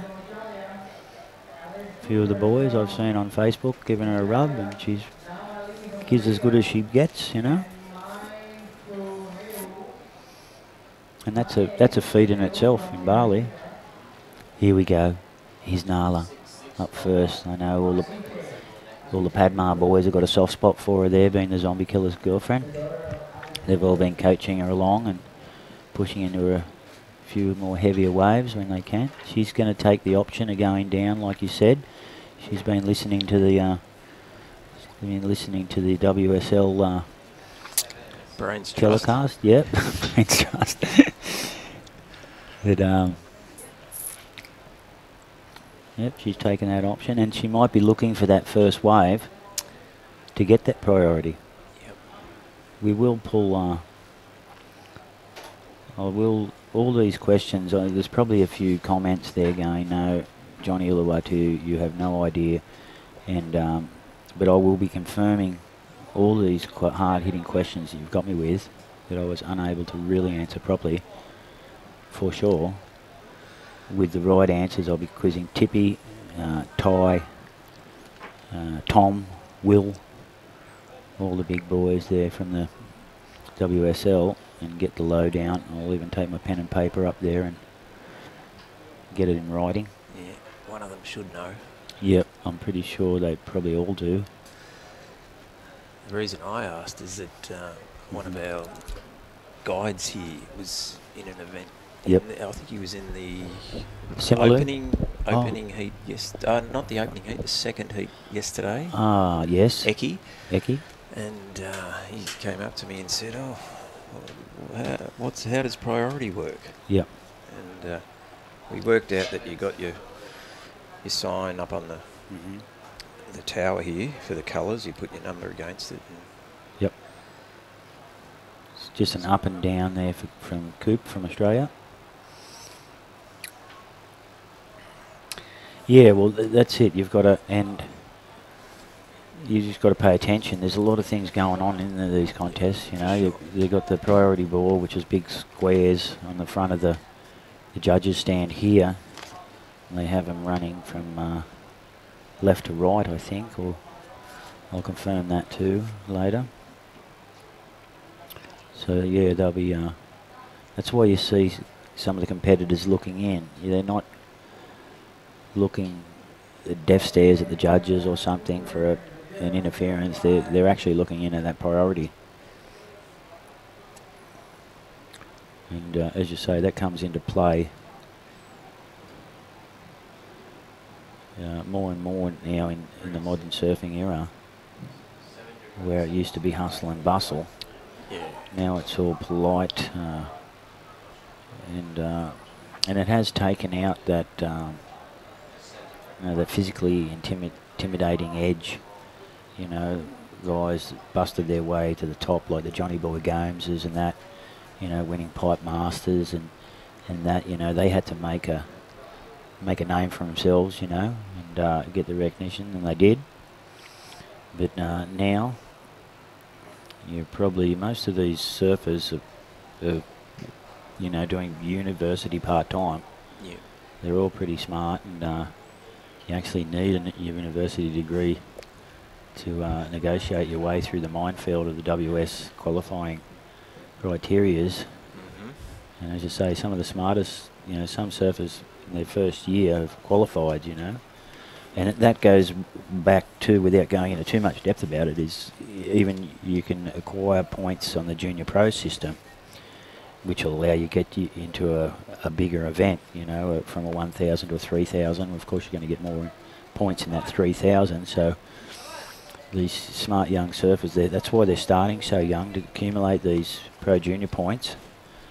And then that sets them on the right track. Guys like John and that qualified first year, and you know, there's you know, guys like Mikey Wright now, who's leading the QS, and they're obviously picking the right comps to go into, but it's taken them years to build up those points to get into a lot of the Hawaiians have to go to Tahiti, and you know, they'll fly over to Brazil or the US to get their points.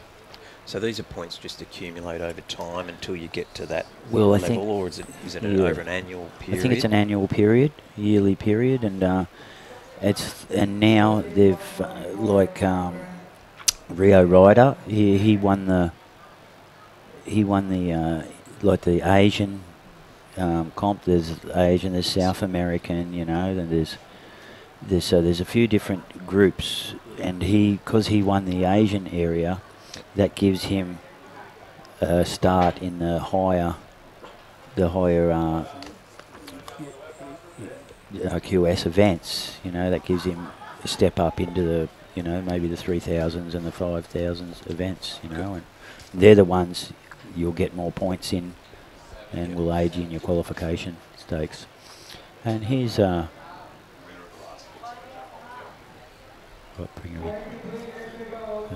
here we go. We're going to bring in one of the girls from last heat. One of my surfing partners, the free surfing partners.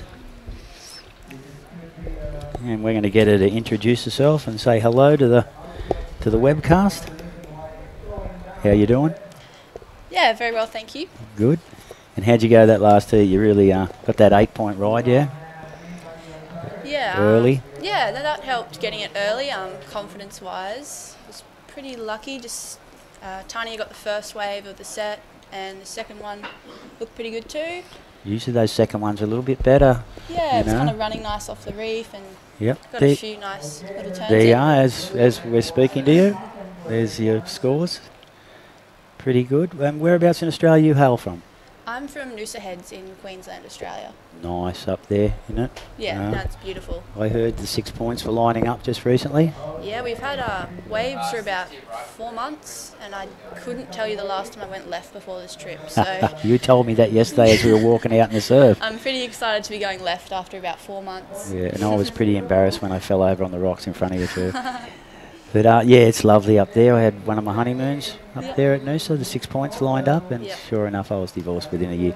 But back to you. How did you find it out there? Like, its wave choice is pretty critical, as we see Ellie Francis here.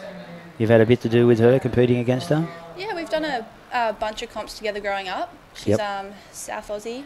Yep. So, yes, such a lovely girl and surfs really well. So we've been surfing a little bit together this trip. Yep. Yeah, wow, that was a pretty good one. It was a good wave, wasn't it? She didn't mess around with that. And what about Miss Cooper out there? Yeah, Lisa and I have done a bunch of pro juniors together also. So she's, any left she's deadly on. So I'd love to see her surf throughout this event for sure. Yeah, I think she will. Here's a replay. Sometimes you were just going for the big bash out there, and you weren't sort of waylaying sections just to get through to get some length of ride, were you? Yeah, like I haven't had too many waves in my free surfs out here, so that was probably one of the better ones I've gotten. Yeah. It's been pretty challenging free surfing out there with some of the best surfers in the world, but it's also great as well to watch everyone shred and see how they surf. But yeah, so that was pretty much my best wave I've gotten all trip.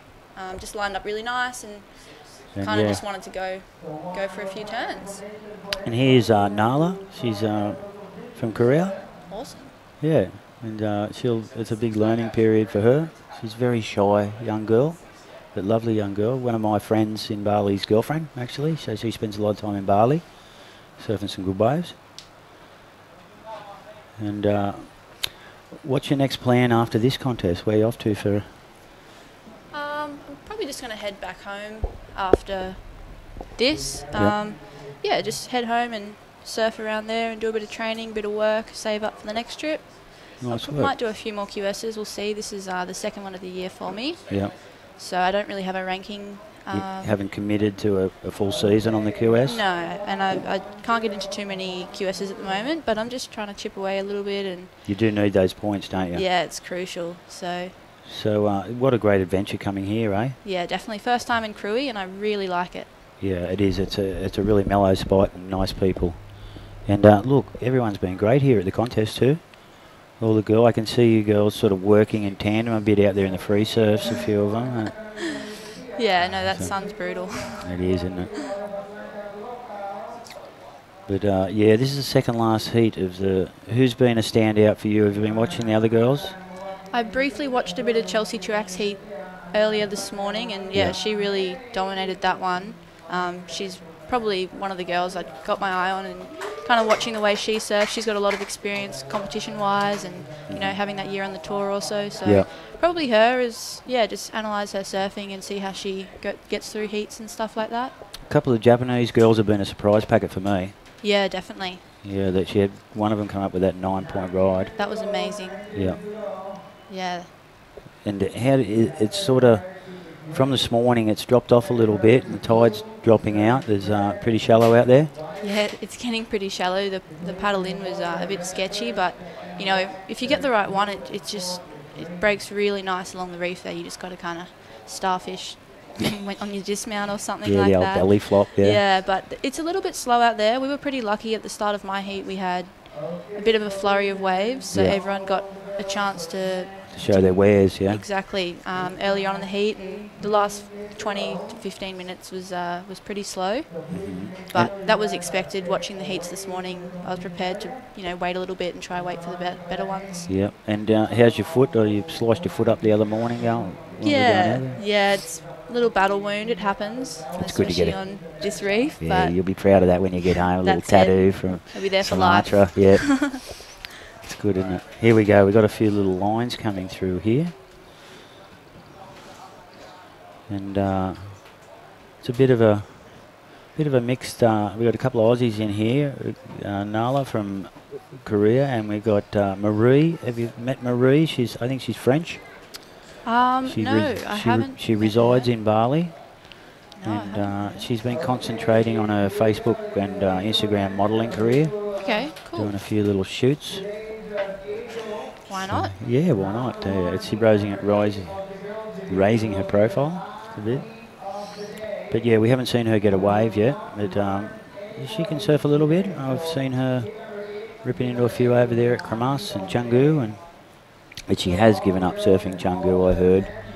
She is quite upset with all the zombies dropping in on her, apparently, and she was quite vocal on Facebook about that. Oh, I see. It is a bit like that in many places around the world also. Yeah, that's it. So she'd be horrified if she went to the Noosa or the Gold Coast, wouldn't she? Yeah, that's it. Yeah, they don't know how good they've actually got it in Bali. It's some of them. Yeah. So what's the plan today? I think we're going to run the first round and have a little bit of a rest. What are you going to do for the rest of the day? You're going to free surf, or are you going to relax? Or? Yeah, I might just get out the sun for a little bit, relax, maybe read a book, refuel. We've had some mental food at the place I'm staying, which has been awesome. And just kind of hang out and chill out. Wait for that sun to sort of set a bit. That's it. And with that pushing tide, it does get a little bit more consistent over the afternoon. There's Nala. She's really doing it tough for a wave. She's not getting aboard on the priority system. That priority is a main thing here at this contest, isn't it now? Yeah, definitely. If you're on the wrong side of priority, that can be all the difference in a heat out there. Just for the best wave of the heat, you want to have first priority or second priority for sure. Then you'll have to wait 10 to 15 minutes for another wave, maybe. Sure. Yeah, that's it. Here we go. Call this one on Coops. She's been a standout in the free surfing. Yeah, definitely. I like the look of that purple rail board. Surf that just like her local at home. What's her local? Is it Queenscliff? Queenscliff? Oh, yes. Queenscliff, yeah. Yes. Loves the left. Yep, over there near Manly. Yep. See Nala in all sorts of trouble there. Oops, she goes down into the whitewash and has a little gargle of water there with Octopussy and SpongeBob. Lily Francis is on a Pat Malone out there with priority. And this is around that halfway mark. If you've got priority, you've got plenty of time to wait for a good wave. I guarantee that's what Ellie's going to do. She might even go this one. How many waves did you get in your heat? I think I only got 2 waves. Yeah, you only need 2. Yeah, I think I stood up on one and I was just a tad too deep, and so that was a third wave. But yeah, 2 waves in half an hour. Yeah, well, as you say, you played the patience game and it paid off. Lucky that that first one came through. And look, my last co-commentator asked me, what's the deal with priority? Your work in the priority system good. Is it the person who gets the first wave and then rushes back to the peak? Do they get priority, or how do you see it working? So, just for everyone out there who's not too sure. Yeah, so if you get the first wave and you paddle back out and the other 3 girls are still out there sitting at the top of the peak, yeah, then you have 4th priority. Yep. So all those 3 surfers can get a wave before over you. Yep. However, if you get the first wave of the set and everyone else follows you, you know, the second wave, third wave, 4th wave, and you get out the back again first, then you've got first priority. Okay. So you've got to paddle to a certain point. Where they deem it's priority point. Yeah, that's exactly right. And you have a look at the judges' tower, and they've got these big colourful discs, which is super handy, and that lets you know out in the water who has priority. And yeah, exactly. Well, that's a little bit different tangent to what I put on it, but that's obviously the correct thing. So it was pretty well the same as what I said. Just backtracking a little bit, but yeah, that's what I thought. As you say, if you get that first wave, you've sort of actually at least be a little bit polite and let the others have a wave. Yeah, like it's a super fair system. Yeah. And I think I'm pretty dependent on it. Don't hassle too much out there, hence why I haven't had too many waves in my free surfs. But yeah, I'm pretty dependent on priority because I'm pretty happy to sit out there and wait. And I like getting a bigger one or a good one. And as you say, with the half an hour heats here, it gives you enough time to sit around and wait for that's exactly right, a couple of sets. And as you say, it's a pretty expansive break, and they do peak in different spots, you know, and so you can actually score a wave on your way back out. Yeah, and a bunch of girls have done that in the few heats this morning. There's like that second peak a little bit further down. The and wider I suppose a slightly different swell direction. It hits that part of the reef instead of right up the top. So you can just see on the screen there, there's 2 girls sitting slightly wider. When they get the panoramic view in, it does. And it's you're in here looking at the screen. It's a whole different ball game when you're outside. That's getting the expansive panoramic view. That's exactly right. And having a landmark is super crucial out there too, because what landmark are you using? Pretty much the tower. Yeah. So where the judges are sitting, it's a huge object and structure, so it's a pretty good one to use. Get your bearings off that, eh? That's it, yeah. Okay, so Ellie's in the lead at the moment. With the who are you going for in this heat? Are you any soft spot for anyone? Well, probably the 2 Aussies, just because you know, because you're an Aussie. We're Aussies, you know, and come all this way, and we'd love to see each other all progress. So yeah, I'm going to say the Aussies.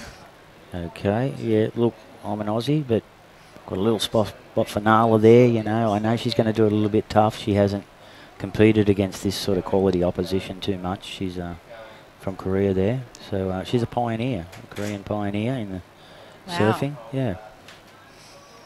And hopefully she's inspiring a whole bunch of young Korean girls to surf, and you'll be able to get it into an event over there. Yeah, wow. One time, yeah. That would be awesome. Just like the tennis player, I suppose. Yeah, and look, they've got great golfers.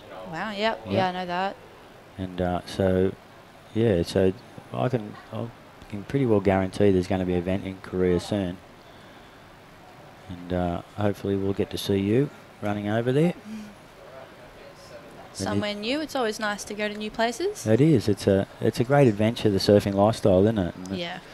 Look, for me, it was going to the Central Coast, you know, going up to Catherine Hill Bay when I was young was a great adventure, you know, and here you are in the middle of the jungle in Sumatra. Yeah. You know, at the same age as I was. So